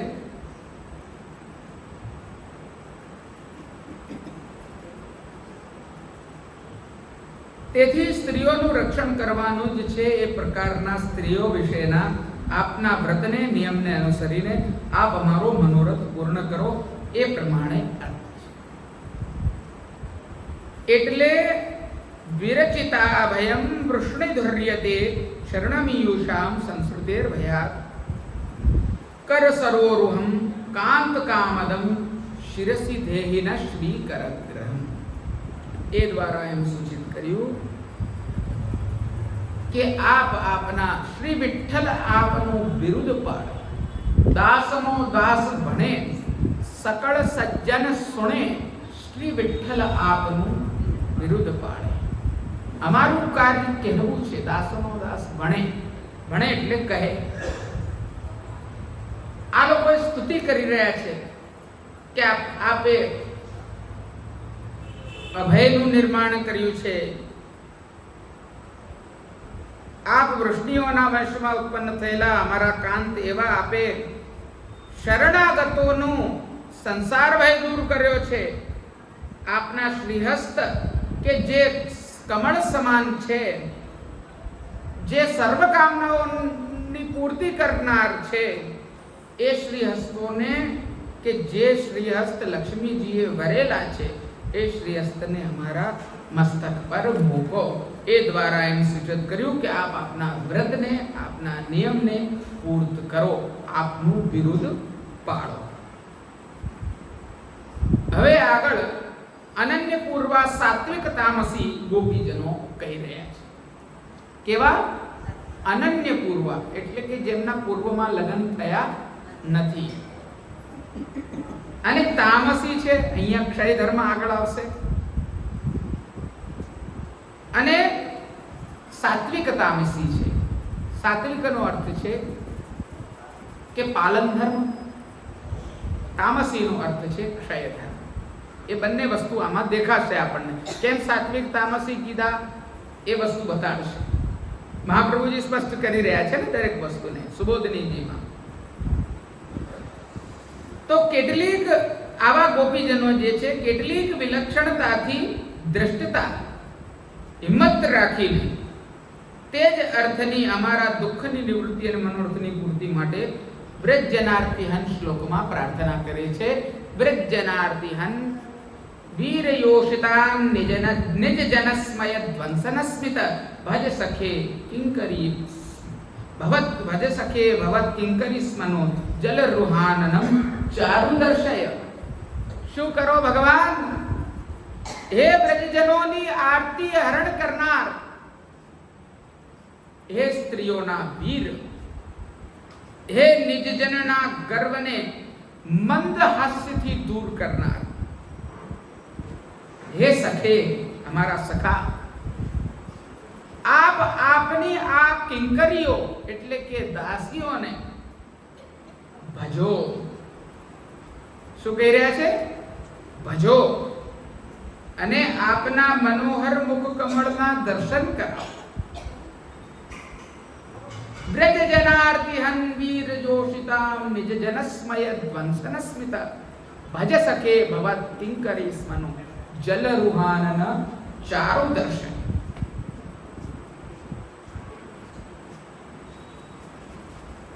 અમને ભજો. આ તો બહુ મુદ્દો જબરદસ્ત આઈને ઉભો થઈ. ભગવાન ભક્તને ભજે કે ભક્ત ભગવાનને ભજે? તો ગીતાજીને યાદ કરવા પડે. હવે યે યથા મામ પ્રપદ્યન્તેસ્તાં તથૈવ ભજામ્યહમ. જે મને જે રીતે ભજે છે, હું તેને તે રીતે ભજું છું. હવે અમને ભજો એવી વાત આ પહેલી વાર નથી આવી. રાસ પંચાધ્યાયની અંદર પૂર્વમાં પ્રણય ગીત આવ્યું હતું. એમાં ગોપીજનોએ કીધું હતું, મૈવં વિભોરહતિ ભવાન ગતં નૃશંસં સંતજ્ય સર્વ વિષયાન સ્તવ પાદમૂલમ ભક્તાન ભજસ્વ દુર્વગ્રહમાત્યજાસ્માન દેવો યથાદિ પુરુષો ભજતે મુમુક્ષુ. ભજસ્વ, અમને ભજો. અને અહીંયા કહી રહ્યા છે ભજ સખે ભવત્કિં કરી સ્મનો જલવાન જલદ્રુહાનનં ચારુ દર્શય. ભજ સખે, હે સખા અમને ભજો. ભગવાન પોતાનું વિરુદ્ધ પાડે તો ભગવાને કીધું છે કે જે મને જે રીતે ભજે છે હું એને એ રીતે ભજું છું. ત્યારે તો સર્વદા સર્વભાવે અને ભજનીય પ્રજાધિપાનો સિદ્ધાંત લાગુ પડે છે આપણા ઉપર. આપણે જ્યારે જે ભાવથી ભગવાનની સેવા કરીએ છીએ ત્યારે તે ભાવથી ભગવાન તે સેવાને સ્વીકાર કરે છે. માતૃ ભાવથી પલના ઝુલાઈએ છીએ તો ભગવાન જે છે તે વાત્સલ્ય ભાવને સ્વીકાર કરી લે છે. કુંજમાં પધરાઈએ છીએ તો કાંત ભાવથી કુંજમાં બિરાજમાન થઈ જાય છે. ફૂલના શૃંગાર કરીએ છીએ તો ફૂલના શૃંગાર પ્રિયા પ્રીતમના ભાવથી કરી લે છે. આ ઠાકોરજી છે. સર્વે રસ એમની અંદર છે, સર્વે ભાવ એમની અંદર છે. તમે જે પ્રકારે ભજો છો તે તમને તે પ્રકારે ભજે છે. આ ભગવાન શ્રી કૃષ્ણ રસો વૈસહન વિલક્ષણ સ્વરૂપ છે.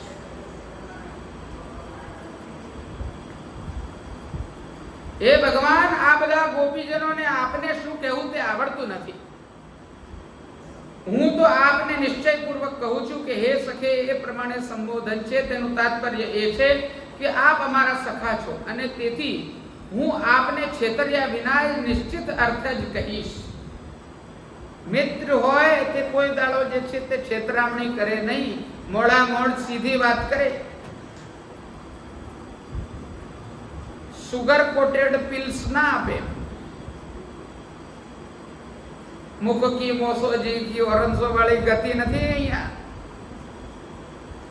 મોઢે કંઈક અંદર કંઈક. આ તો સીધી વાત છે. આપ અમારા સખા છો ને અમે આપને સ્પષ્ટ કહીએ છીએ. અમને આપ ભજો એટલો જ હિત લાભકારક ઉપદેશ મારે આપને કરવાનો છે. કેટલી સુંદર વાત કરી મહાપ્રભુજી. કેટલું સુંદર વચન કહી રહ્યા છે. વચન પણ આપણે જોડે જોડે જોઈએ. હે ભગવાન, એતા વક્તુમ ન જાનંતિ મયા તુ નિર્ધારિતમ ઉચ્યતે.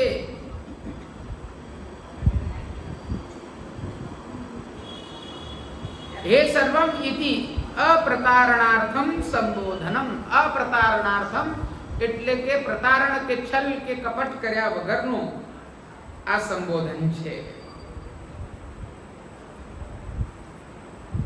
અરે આ ગોપીજનો આટલી બધી હિંમત કેમ રાખે છે અને અમને ગોપીજનોને ભજો એવા પ્રકારની નિષિદ્ધ વાત કેમ કરે છે? નિષિદ્ધ એટલે કે પ્રોહિબિટેડ, રેસ્ટ્રિક્ટેડ વાત કરી રહ્યા છે. ભક્ત કોઈ ભગવાનને કહે કે અમને ભજો, આવી વાત કેમ કરી રહ્યા છે ગોપીજનો? તો અહીંયા મહાપ્રભુજી એ વાત પર સ્પષ્ટતા કરી રહ્યા છે.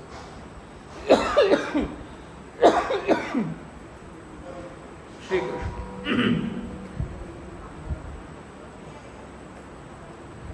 આ શંકાનું નિરાકરણ કરતા ગોપીજનો કહે છે કે ભવત કિંકરી. જે પ્રકારે ભક્ત મને ભજે તે પ્રકારે હું તેને ભજું છું એ આપની જ પ્રતિજ્ઞા છે. ये यथा मां प्रपद्यन्ते तां तथैव भजाम्यहं, જે મેં વાત કરી. તેથી અમે આપની દાસીઓ જે પ્રમાણે આપનું ભજન કરીએ છીએ તે પ્રમાણે આપ અમારું પણ ભજન કરો એમ આપની દાસીઓ છીએ તે વાત અને ગીતાજીમાં જણાવેલી આપની પ્રતિજ્ઞા એ બંને જ પ્રસિદ્ધ છે એમ દર્શાવવા માટે ગોપીજનો કહે છે કે સ્મ. સ્પષ્ટ થઈ ગઈ વાત. જે મને જે રીતે ભજે છે તેને હું તે રીતે ભજું છું એવી ભગવાનની પ્રતિજ્ઞા છે. અને ભક્તો પાછા ભગવાનને પ્રતિજ્ઞામાં ફસાઈ લેવા હોય છે. આપે કીધું છે ભગવાન, આપનું આવું વિરુદ્ધ છે, આપ આવું નથી કરતા, આપ આવું કરો છો. આપણે આ રીતે પકડી લેતા હોઈએ છીએ ભગવાનને અને પાછા આપણા ભગવાન તો બાળ સ્વરૂપ, કિશોર સ્વરૂપ, ભોળા ભાવથી બધું સ્વીકાર કરે છે. કૃપાળુ છે, નિર્દુષ્ટ છે, બ્રહ્મ છે.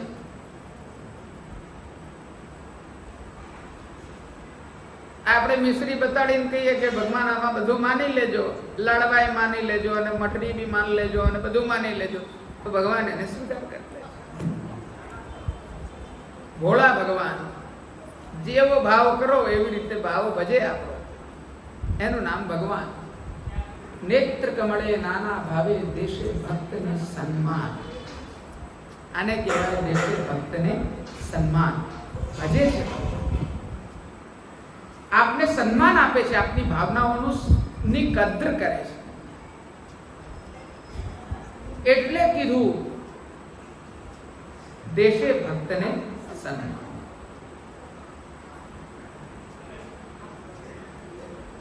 આપ અમારું ભજન કરો તેમાં આપની ફક્ત પેલી એક પ્રતિજ્ઞા જ હેતુ છે એમ નથી, પરંતુ બીજા પણ કારણો છે. મહાપ્રભુજી બીજા કારણ બતાડી રહ્યા છે. પહેલું કારણ તો ભગવાનના અવતારનું પ્રયોજન છે, એમ બ્રજજનાર્થી હન શબ્દોથી કહે છે. આપના પ્રાકટ્યનું કારણ જ ભગવાન એ છે કે આપ વ્રજજનોની આરતીને હણવા માટે આપ પધારેલા છે. અમારી આરતી દૂર કરવા માટે આપ પ્રકટ થયા છે.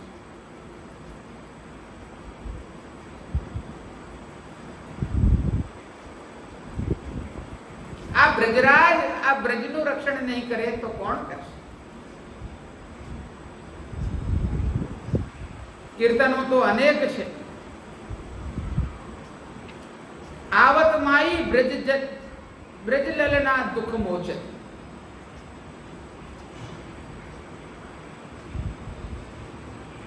બ્રજજનોની આરતી નું હરણ કરવું. આરતી એટલે કે તાપ. આપણા મનમાં જે તાપ પ્રકટ થાય છે ભગવાનના દર્શન કરવાથી અને દર્શન કરવા માટે, વિપ્રયોગ અને સંયોગ બંને અવસ્થામાં જે આરતી ઉત્પન્ન થાય છે, એનો જ અર્થ આ આપણે આરતી કરીએ છીએ ને એનો ભાવ છે. કોઈ દાડો આરતી થતી હોય તો આ ભાવનાનું ચિંતન કરવાનું છે. આરતીનો અર્થ એ છે કે અમારા મનના તાપ ભાવ. મંગલા આરતી યશોદાજીની ભાવનાથી થાય છે, તો યશોદાજી શું ભાવના વિચારે છે આ બાળકૃષ્ણ માટે, તેનું ચિંતન કરવાનું આપણો ધર્મ છે. મંગલ મંગલમ બ્રજ ભુવિ મંગલમ.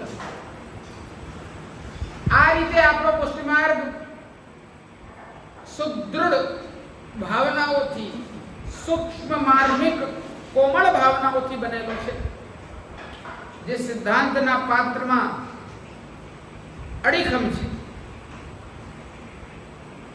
આપણે વૈષ્ણવો આપણા અષ્ટયામ સેવાનું પ્રકાર માત્ર ચિંતન કરી લઈએ, બધું ફલીભૂત થઈ જાય. કોઈ બીજી વસ્તુની જરૂર નથી. એક નહીં અનેકો જિંદગી આપણી નીકળી જશે. બ્રજ જનાર્થી હન. હવે અહીંયા જો શું કહી રહ્યા છે? બ્રજજનોની આરતી પીડાનો નાશ કરનાર બ્રજ જનાર્થી હન કહેવાય છે. અમારી આરતી પીડા આ વિનાની બીજી કોઈ નથી. આનાથી અધિક આરતી અમને બીજી નથી. બ્રજજનોની પીડાને દૂર કરવી એ તો આપના અવતારનું સામાન્ય પ્રયોજન છે.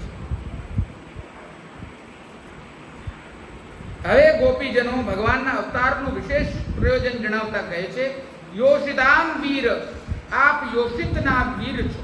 સ્ત્રીજનોના આપ, સ્ત્રીઓજનોને આપ આનંદનું દાન કરનાર છો. આપ સદાનંદ કૃષ્ણ છો. આપ ઐશ્વર્ય વિગરે 6 ધર્મો 6 ગુણ વાળા છો. ભગવાન છો. ભગ એટલે કે 6 ગુણો. ઐશ્વર્ય વીર યશ શ્રી જ્ઞાન વૈરાગ્ય, આ 6 ગુણો છે. વીર પુરુષોએ, દાનવીર પુરુષોએ શુરાઓ નો, બીજામાં રહેલા કામાદીનો નાશ કરવા જેવો વીર ધર્મ છે. ભગવાન વીર છે, શૂર છે. ભગવાનની અંદર 6 ધર્મો છે, એટલે વીર ધર્મ, વીર ગુણ તો છે જ. એટલે અહીંયા શું ભગવાન, અહીંયા શું નાશ કરશે ભગવાન? તો કે અહીંયા ગોપીજનોની આરતીનો નાશ કરશે, એવો વીર ધર્મ રાખનાર છે. એટલે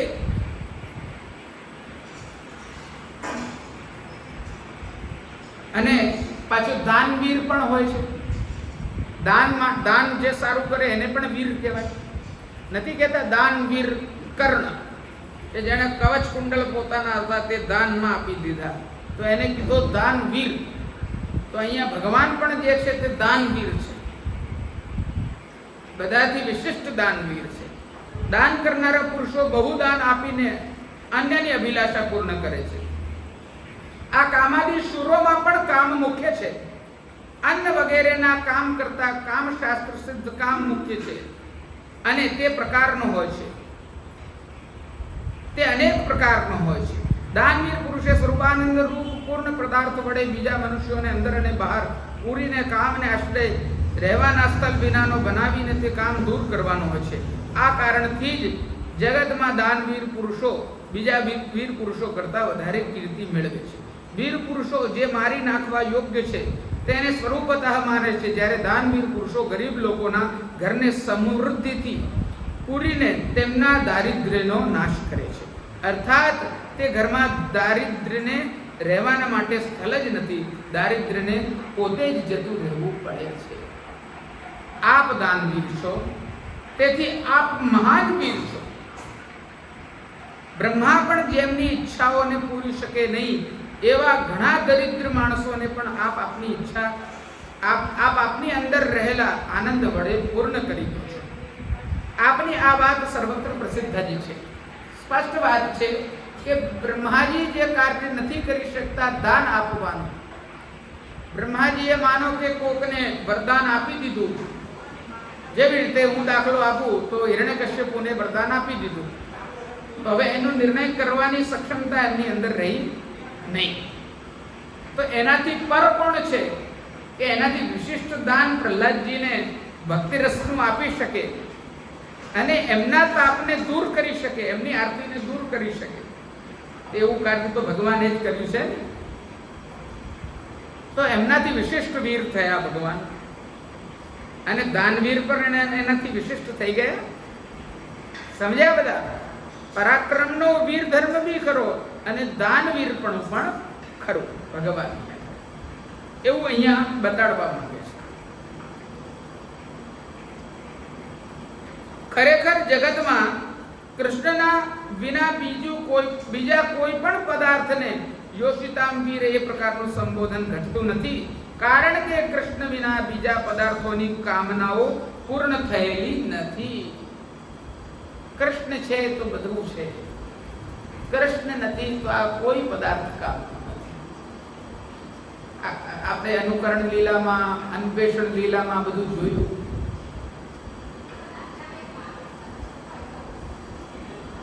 પીએ બિન લાગત બૂંદ કટારી, વરસાદ પડે છે પણ કૃષ્ણ નથી તો આ વરસાદ તો જાણે કે આ કટારી વાગે.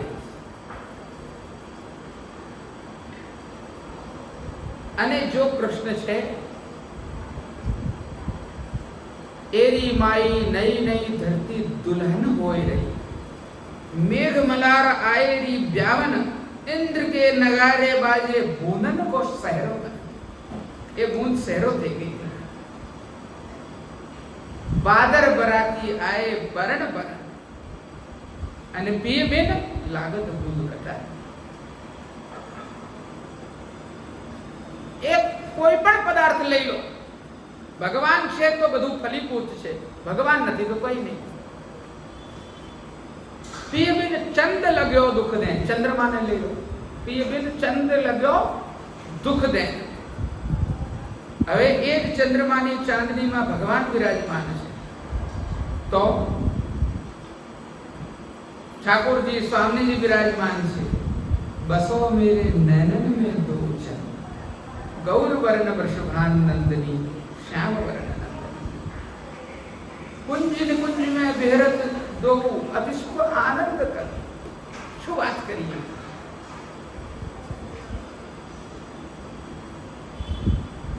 કોઈ પણ પદાર્થ જે છે પ્રિયતમ છે, શ્રી કૃષ્ણ છે તો એ ફલીભૂત છે, રસપ્રદ છે.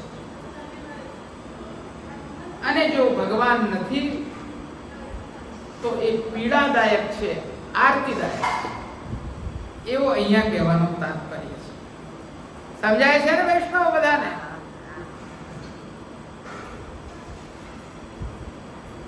એટલે તેથી આપના અવતારના સામાન્ય અને વિશેષ પ્રયોજનને લીધે પણ આપ અમને ભજો. આ વિશેષ પ્રયોજન કીધું, સામાન્ય પ્રયોજન કીધું, વ્રજજનની આરતીઓનો અણવા માટે, હરવા માટે. અરે આ બધું કહ્યું તે તો સાચું, પણ તમારામાં અમે સર્વથી અધિક છીએ એ પ્રકારનો અભિમાન દોષ. હવે સમજવા જેવી વાત છે. આ જે અવસ્થામાં ગોપીજનો પૂર્વમાં હતા એમની અંદર તો અભિમાનનો દોષ હતો, જે દૂર કરવા માટે ભગવાન અંતર ધ્યાન થયા છે. તાસામ તત્સ્વ ભગવદમ વીક્ષમાનમ ચ કેશવ પ્રશમાય પ્રસાદાય તત્રૈવાંતર ધીયત. એ વાત આવી હતી પૂર્વમાં, એના પર આપણે સારી એવી ચર્ચા કરેલી છે.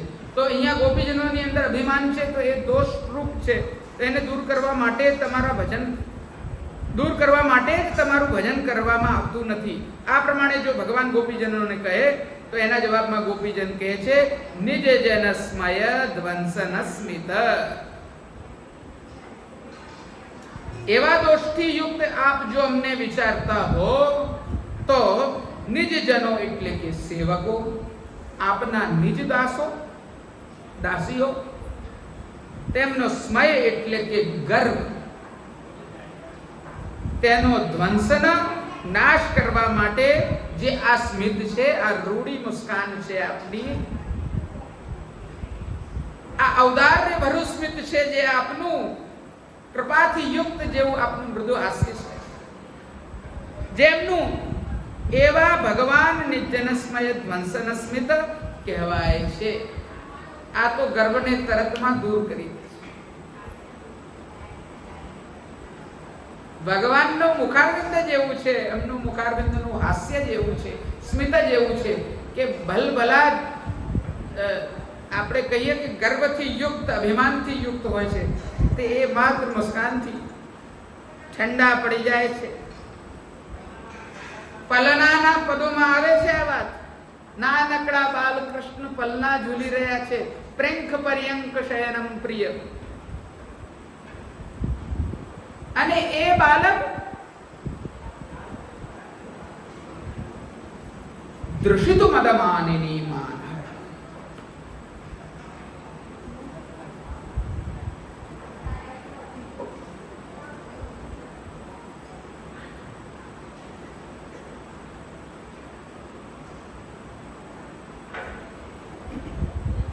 તો કતાવ કુશિતવ રાજતે દૃષિતુ મદમાનની માન. એ બાળક, નાનકડું બાળક, જેને જોઈને વાત્સલ્ય ભાવ ઉત્પન્ન થાય છે. અને અહીંયા તો જે ગર્વથી યુક્ત જોબનના મદથી મત્ત એવી સ્ત્રીઓ, એવી ગોપીઓ ઠાકોરજીના દર્શન કરવા માટે આવેલી હોય છે. નંદદાસ નિનાદ નંદ નંદન કુંવર નિરખ નાગરી દેહ ભૂલે નંદ કોલાલ બ્રજપાલ. એવા બાળકને જોઈને એવી મદથી યુક્ત માનનીયોના પણ માન હરણ થઈ જાય છે. તો પછી બીજાની શું વાત કરે? કેટલો વિરુદ્ધ ધર્માશ્રય છે ભગવાનની અંદર. નાના બાળક ના સ્વરૂપ ધારણ કરેલા એવા કૃષ્ણની અંદર એટલું સામર્થ્ય છે કે સ્મિત માત્રથી, હાસ્ય માત્રથી એ મદથી યુક્ત માનનીયોના માનને હરણ કરી લે છે. નંદ કોલાલ બ્રજપાલન. પલનાના પદો છે વૈષ્ણવો, પણ આની અંદર જે છે તે એટલો વિસ્તાર છે. શ્રી ગોસાઈજીની વાણી છે. શું આની વાત કરીએ?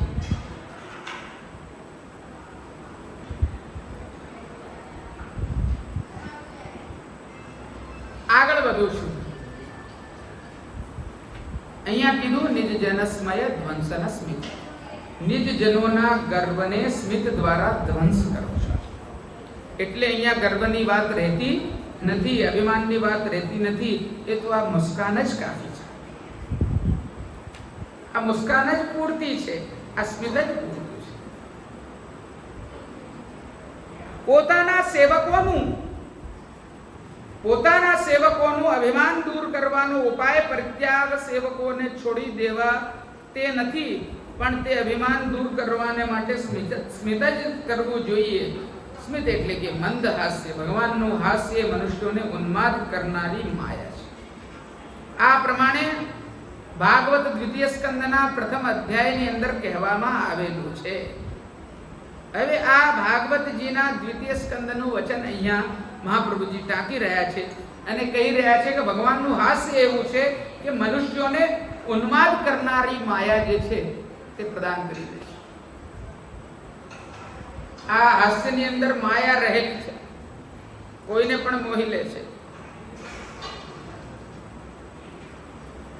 આ હાસરૂપી માયા જ્યારે ભક્તોને વિશે પ્રવર્તે નહીં ત્યારે તે મંદ કહેવાય છે. ખરેખર હાસ્ય માયાના મોહ વિના કોઈને અહંકાર થતો નથી. અહંકાર જ થાય. અહંકાર ક્યારે થાય? જ્યારે માયા હોય ત્યારે જ અહંકાર થાય, તે સિવાય અહંકાર થાય નહીં.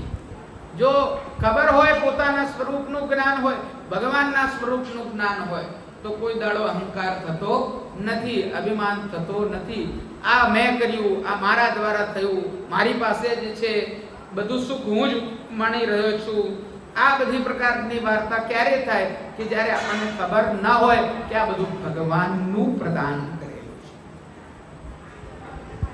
જે વસ્તુ ભગવાન પ્રદાન કરે છે એ વસ્તુ પર કોઈ દાડો દીનતાથી યુક્ત લોકો હોય છે અને અભિમાન થતું નથી, સદા દીન રહે છે.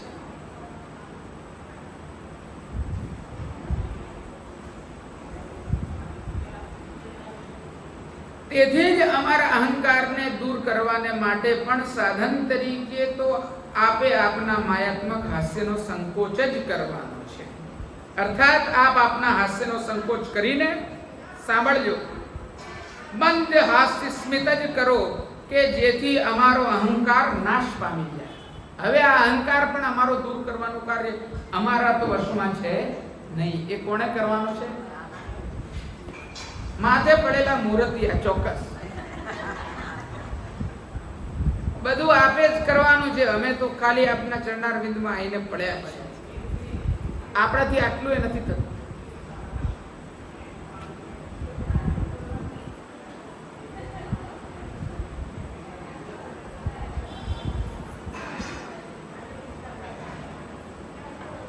હવે આગળ કહી રહ્યા છે, વળી સેવકોનો પણ અભિમાન રૂપી ધર્મ જ દુષ્ટ છે, નહીં કે ધર્મી સેવક જ પોતે દુષ્ટ છે. હવે સમજવા જેવી વાત છે. સેવકની અંદર જે આ અભિમાન આવી જાય છે તે દોષથી યુક્ત છે. એનો અર્થ એમ નથી કે સેવક પોતે દુષ્ટ છે. ઘણીવાર આપણી બધાની અંદર આ દુષ્ટતા આવી જતી હોય છે. તો એનો અર્થ એવો નથી કે કોઈ વિશેષ વ્યક્તિ દુષ્ટ છે. આ નિરક્ષીર વિવેક કરવામાં આપણે ઘણી ભૂલો કરતા હોઈએ છીએ, ઘણી ગેરમાન્યતાઓ કરતા હોઈએ છીએ, ઘણી ભ્રાંતિઓ કરતા હોઈએ છીએ. આ સામાન્ય વ્યવહારિક જગતમાં પણ બહુ કામની વસ્તુ છે. અવગુણ જે છે તે ગ્રહણ કરવાની દૃષ્ટિ બહુ ખરાબ છે આપણી. હંસ દૃષ્ટિ રાખવી. ગુણ દેખાય તો લપકીને લઈ લેવા. હંસો હોય તે દૂધ પી જાય, પાણી છોડી દે. એવી રીતે જ ભક્તોએ, ભગવાનને શરણાગત સમર્પિત જીવોએ દરેક વ્યક્તિની અંદર જે ભક્તિ ભાવના છે, જેનાથી એનો પોતાનો ઉદ્ધાર થાય, એવા ગુણોને ગ્રહણ કરી લેવાય અને એની અંદર રહેલી જે દોષ વૃત્તિ છે તેને એની પાસે છોડી દેવી જોઈએ. એને ચર્ચાનો વિષય કે નિંદાનો વિષય કે પોતે ગ્રહણ કરવાનો પ્રેરણાનો વિષય બનાવવું જોઈએ નહીં. સમજાય છે બધાને? આપણે લોકો તો પેલા દોષ પકડી લઈએ.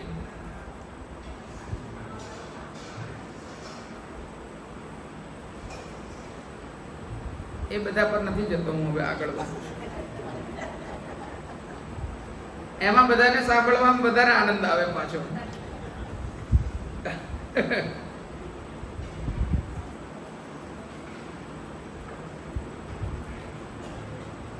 જો આ પ્રમાણે ન માનીએ તો અમે ભગવાનના સેવકો જ થઈ શકીએ નહીં. જો આવું ન માનીએ તો ભગવાન અમે તો સેવક બનવાની પણ લાયકાત રાખતા નથી. કાયાથી દુષ્ટ છીએ, વચનથી દુષ્ટ છીએ, બધી રીતે અમે દોષયુક્ત છીએ. સ્વભાવતઃ જીવાહ દુષ્ટાહ, જીવો સ્વભાવથી દુષ્ટ છે. તો પછી એમનો ઉદ્ધાર કેવી રીતે થશે? સેવક ધર્મ જે છે, ભક્ત ધર્મ જે છે, તેના દ્વારા ઉદ્ધાર થાય છે. એટલે સેવક પણ છૂટે નહીં. કંઈ બી હોય, ગમે તેટલો મહા અપરાધ કરેલો જીવ હોય છે, છેલ્લે આખા ભાગવતજીમાં તમે જુઓ, પુરાણોમાં અનેક ઠેકાણે જુઓ, પ્રસંગોમાં તમે જુઓ, વાર્તાજીમાં તમે જુઓ, છેલ્લે એને કરવાનું કેટલું હોય છે? દંડવત કરીને પશ્ચાતાપ કરવાનો હોય છે. जैसो हूँ तैसो तिहारो श्री वल्लभ, अब जिन छाड़ दे हूँ मोहे कर, बाह कहे की लाज धर, नहीं भरोસો मोहे साधन. બીજું કોઈ સાધન નથી.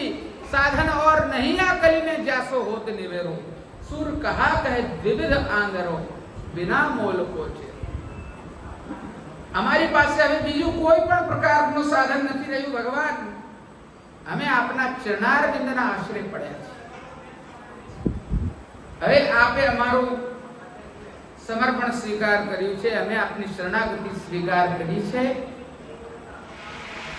આપ હવે અમારું જે બી ઉચિત હોય તે તો અમે આપના ચરણારવિંદના આશ્રયમાં પડ્યા છીએ. બસ એટલી જ વાત કરવાની છે. અને અહંકારનું નિવારણ થઈ જાય તો સેવક પણ તો શુદ્ધ જ છે. સોનું હોય, એની અંદર મિશ્ર ધાતુ હોય તો એને ગરમ કરો તાપ દ્વારા, તો તપીને એ અલગ થઈ જાય, પછી અંદર રહેલું તો સોનું જ છે ને. એવી રીતે આપણી અંદર રહેલો દાસ ધર્મ છે, ભક્ત ધર્મ છે, તેની અંદરથી અભિમાન દૂર થઈ જાય તાપ દ્વારા, તો અંદર રહેલું જે સાચું સોનાપણું છે ને, એ આપણે બધાની અંદર છે. એને ઉજાગર કરવું ખૂબ જ આવશ્યક. આ પ્રમાણે ગોપીજનોએ પોતાના લૌકિક અહંકારનો પણ નાશ કરવાના માટે ભગવાનના સ્મિત રૂપી અલૌકિક ઉપાય દર્શાવ્યો. આપના હાસ્યને લીધે ગોપીજનો પણ પોતાની જાતને તુલ્ય માને છે, પણ જ્યારે આપના હાસ્યનો સંકોચ થશે ત્યારે જ તેમનો ગર્વ જતો રહેશે. હવે રસમાર્ગની રીતિથી અર્થ કરે છે. બળી અભિમાન એ ખરેખર દોષ છે, કારણ કે તે રસની પ્રાપ્તિ પર કરાવવા માટે પ્રતિબંધક છે. જ્યાં સુધી આપના સ્મિતવાળા મુખનું ગોપીજન દર્શન કરતા નથી, ત્યાં સુધી જ અભિમાન રહે છે. એવી એક પણ સ્ત્રી નથી કે જે આપનું સ્મિત વાળું મુખ જોઈને પોતાના અભિમાનને રાખી શકે. આ પ્રમાણે નિજજન ઇત્યાદિ પદનો શાસ્ત્રીય, લૌકિક, રસમાર્ગીય ત્રણેય પ્રકારે અર્થ કરવા. હવે અભિમાન જે છે તે ખરેખર દોષ છે. સામાન્ય વાત છે કે જેવી રીતે કોઈ વ્યક્તિને તમે બહુ જ હાસ્ય આપો, સ્મિત આપો, આદર આપો, સામાન્ય ભાષામાં કહું તો માથે ચડાવો, તો એની અંદર અભિમાન વધે કે ના વધે? સ્વાભાવિક ધર્મ છે. અને જ્યારે એ સ્મિતનો સંકોચ થઈ જાય તો સામેવાળો કેર લેતો થઈ જાય. આ રસમાર્ગની દૃષ્ટિ બતાડી રહ્યા છે.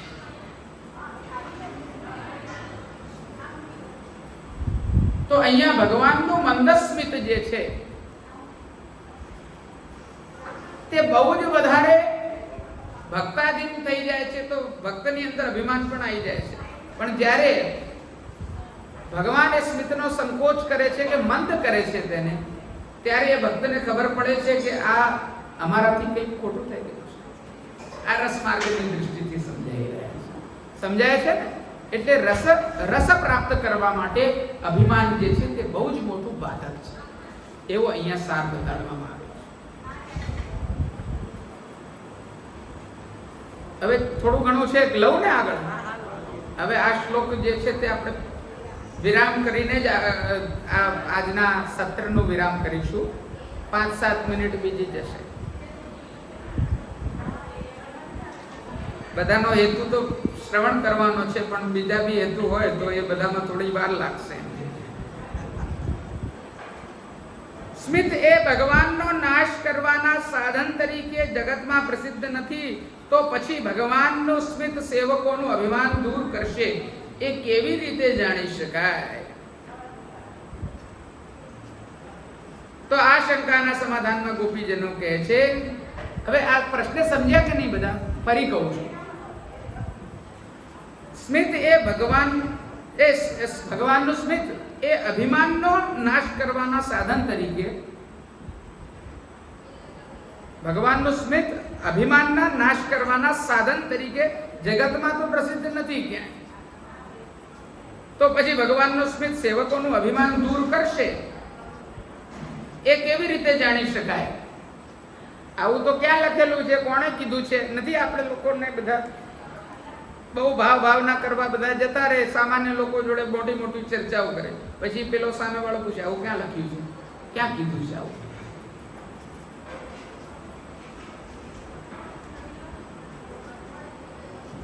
તો અહીંયા એ બાબતની એવી કોઈ શંકા કોઈ કરે તો એનું સમાધાન આપતા ગોપીજનો જ અહીંયા કહી રહ્યા છે. મહાપ્રભુજી એ વસ્તુને ચમકાઈ રહ્યા છે કે જલરુહાનનમ ચારુ દર્શન. જલરુહ એટલે કે કમળ. જલરુહ એટલે કમળ અને આનંદ એટલે મુખ. વદન કમળ. જેણે શ્રીનાથજીનું વદન કમળ જોયું,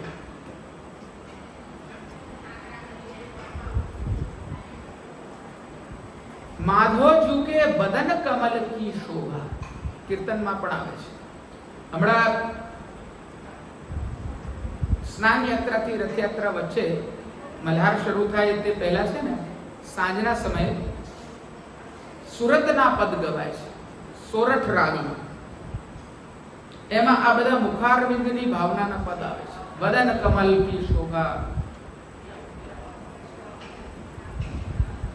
હરિમુખ નિર્ખત મન ન અઘાય, દેખ હરી દેખ આનંદ ચંદ, દેખ હરી દેખના ઘણા બધા પદો છે. એ બધામાં આ મુખારવિંદની શોભાનું વર્ણન કરવામાં આવ્યું છે. આપ લોકો બધા એ બધા પદો જોશો તો ભગવાનના સ્વરૂપનું એટલું સુંદર વર્ણન કરવામાં આવ્યું છે. એમાં નિમગ્ન થઈ જવાય તેવા પદો છે આ બધા.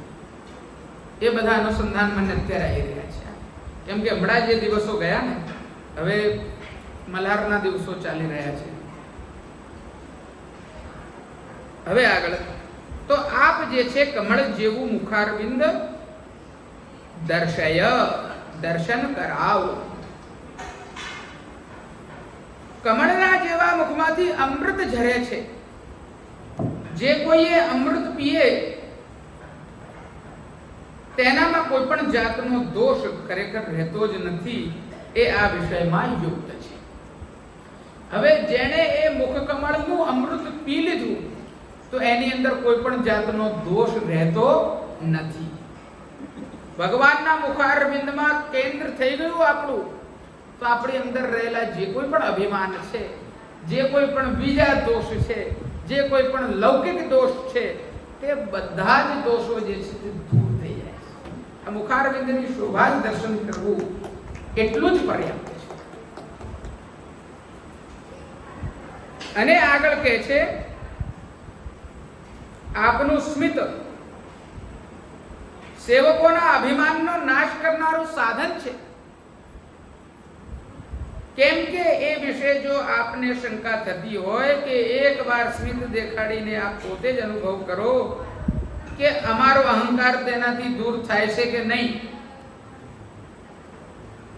આગળ સખ્ય ભાવ બી બતાડી દીધો છે ને કે હવે આપ અજમાઈને જોઈ લો કે અમારો અભિમાન દૂર થાય છે કે નથી થતું. એ બહાને મંદસ્મિત તો ઠાકોરજીનું દર્શન કરવા મળશે, એ બહાને ભગવાનના પણ હાવ ભાવાદિક ના દર્શન કરવા મળશે.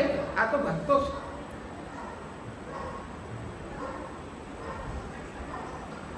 જાલ રંધ્રે સખી જાણે ચિત્રે લખી વાંછતા નાથની છવિ નિહાળે હાવ ભાવાદિક કોટી કોટી કરે મદન જ્વર વ્યથા તે વેગે ટાળે. આ હાવ ભાવાદિક કોટી કોટી કરે એનું અનુસંધાન છે. કુંજ નિકુંજોની જાલ રંધ્ર છે અને ચિત્રે લખાયેલી છે. વાંછદાનાથ છે, જેની વાંચના કરી રહ્યા છે એ કોક સ્વામીજી જોડે, કોક રાધા સચરી જોડે ક્યાંક પધારી ગયા છે અને એમના છવિનું ચિંતન કરી રહ્યા છે અને હાવ ભાવાદિક કોટી કોટી કરે. આ બધું નાટ્ય છે, નાટ્ય શાસ્ત્ર છે, રસ શાસ્ત્ર છે. મદન જ્વર વ્યથા તે વેગે ટાળે. હવે આગળ રાસનું વર્ણન આવશે ગોપી ગીત પછી. આ હાવ ભાવાદિક કોટી કોટી કરે એનું અનુસંધાન થયું. આગળ વળી અભિમાન એ મનનો ધર્મ છે. હવે સમજવા જેવી વાત આવી પાછી, શાસ્ત્ર આવ્યું પાછું. દેહ ધર્મ નથી. અભિમાન દેહમાં નથી થતું, અભિમાન મનમાં થાય છે. દેહ છે, ફરીથી યાદ કરાવું, દેહ છે, ઇન્દ્રિય મન છે, પ્રાણ છે, પછી અંતઃકરણ છે અને પછી આત્મા છે. અભિમાન જે થાય છે તે મનનો ધર્મ છે. મન, બુદ્ધિ, ચિત્ત, અહંકાર. બરાબર ને? આ બધા પર આપણે શરૂઆતમાં ઘણી બધી ચર્ચાઓ કરેલી છે. ખરેખર મનરૂપી ધર્મીનું હરણ કરવામાં આવે તો પછી મનનો અભિમાન રૂપી ધર્મ રહેતો નથી.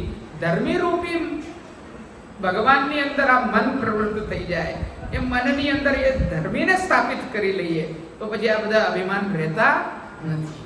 આપણા મનમાં, સામાન્ય ભાષામાં કહું તો આપણા મનમાં જ્યાં સુધી આપણે કચરો ગંદકી રાખીશું ત્યાં સુધી ભગવાન આપણા મનમાં બિરાજમાન થશે નહીં. અને જ્યારે એને શુદ્ધ કરી દેવામાં આવશે ભક્તિભાવથી, ત્યારે ઠાકોરજી હસતા ખેલતા એ હૃદયમાં, એ મનમાં પધારી. બહુ જ સીધી વાત છે. ખરેખર મનરૂપી ધર્મીનું હરણ કરવામાં આવે તો પછી મનનો અભિમાન રૂપી ધર્મ રહેતો નથી. ધર્મ તબ આનંદમ તુ ચારુ મનોહરમ નહીં ધર્મિણી રથે ધર્મસ્તિષ્ઠતિ. હવે આગળ કહે છે નાનકડી વાત, સખાઓ સખીનું ભજન કરવા યોગ્ય જ છે.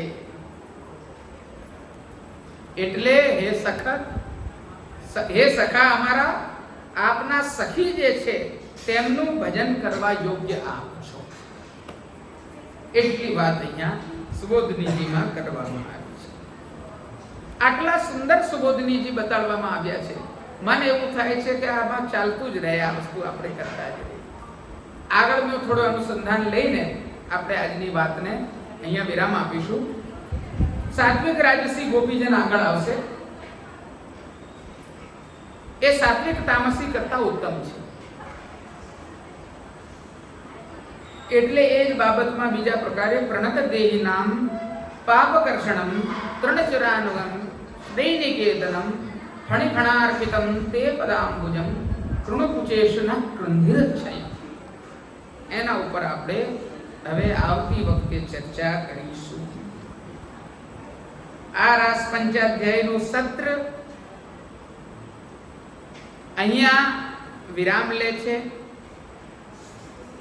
આપણે 7મા શ્લોકથી આવતા સત્રમાં ચર્ચા કરીશું.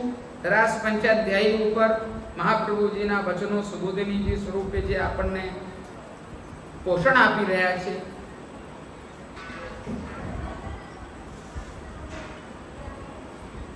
એને હું વિચારું છું કે હિંડોલાના સમયમાં જ ક્યારેક ગોઠવી દઈશું 3 દાડા. એ હું ડિક્લેર કરીશ. એની તારીખો આવી જશે આપની પાસે. ગોપીનાથજીનું 250મું વર્ષ છે. આખું વર્ષ મનાવવાનું છે. આપણે આનંદ લેવાનો છે, આનંદ લૂંટવાનો છે. અને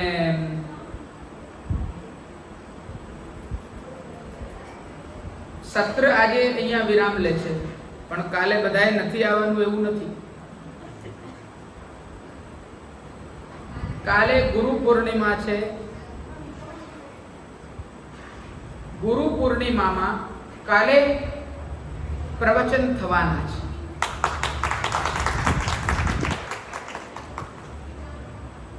ગુરુ પરંપરા વિષયક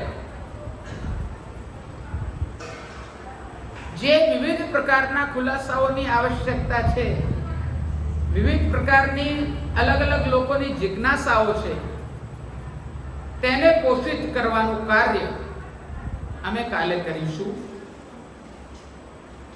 પછી જે કોઈ પણ કેસર સ્નાન આદિનો ક્રમ કે જે બી પૂજન પ્રકાર ગુરુનું હોય છે તે આપ દર સાલ જે રીતે કરતા હો છો તે પ્રકાર પણ લઈશું. અને કાલે પણ બધા વૈષ્ણવોનો મહાપ્રસાદનો ક્રમ પણ અહીંયા જ રાખવામાં આવ્યો છે.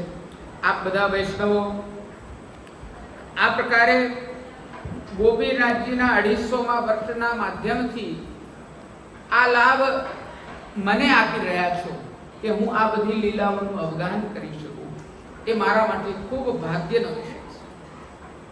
શ્રી ગોપીનાથ દાદાની આવી કૃપા હું તો કહું સદા બની રહે. આપણે સદા આખી જિંદગી સુબોધનીજીનું અનુસંધાન કરીશું. આ 250મું વર્ષ માત્ર મનાવીએ છીએ એવું નથી. શરદ પૂર્ણિમા પર 250મું વર્ષ વિરામ થશે તો શું થયું? 51નું નહીં મનાવીએ?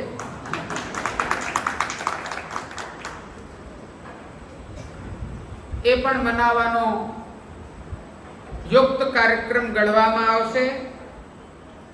આનાથી વિશેષ આનંદ આવે, આનાથી વિશેષ વૈષ્ણવો લાભ લે, એવો નિર્ણય અમે વિચારેલો છે.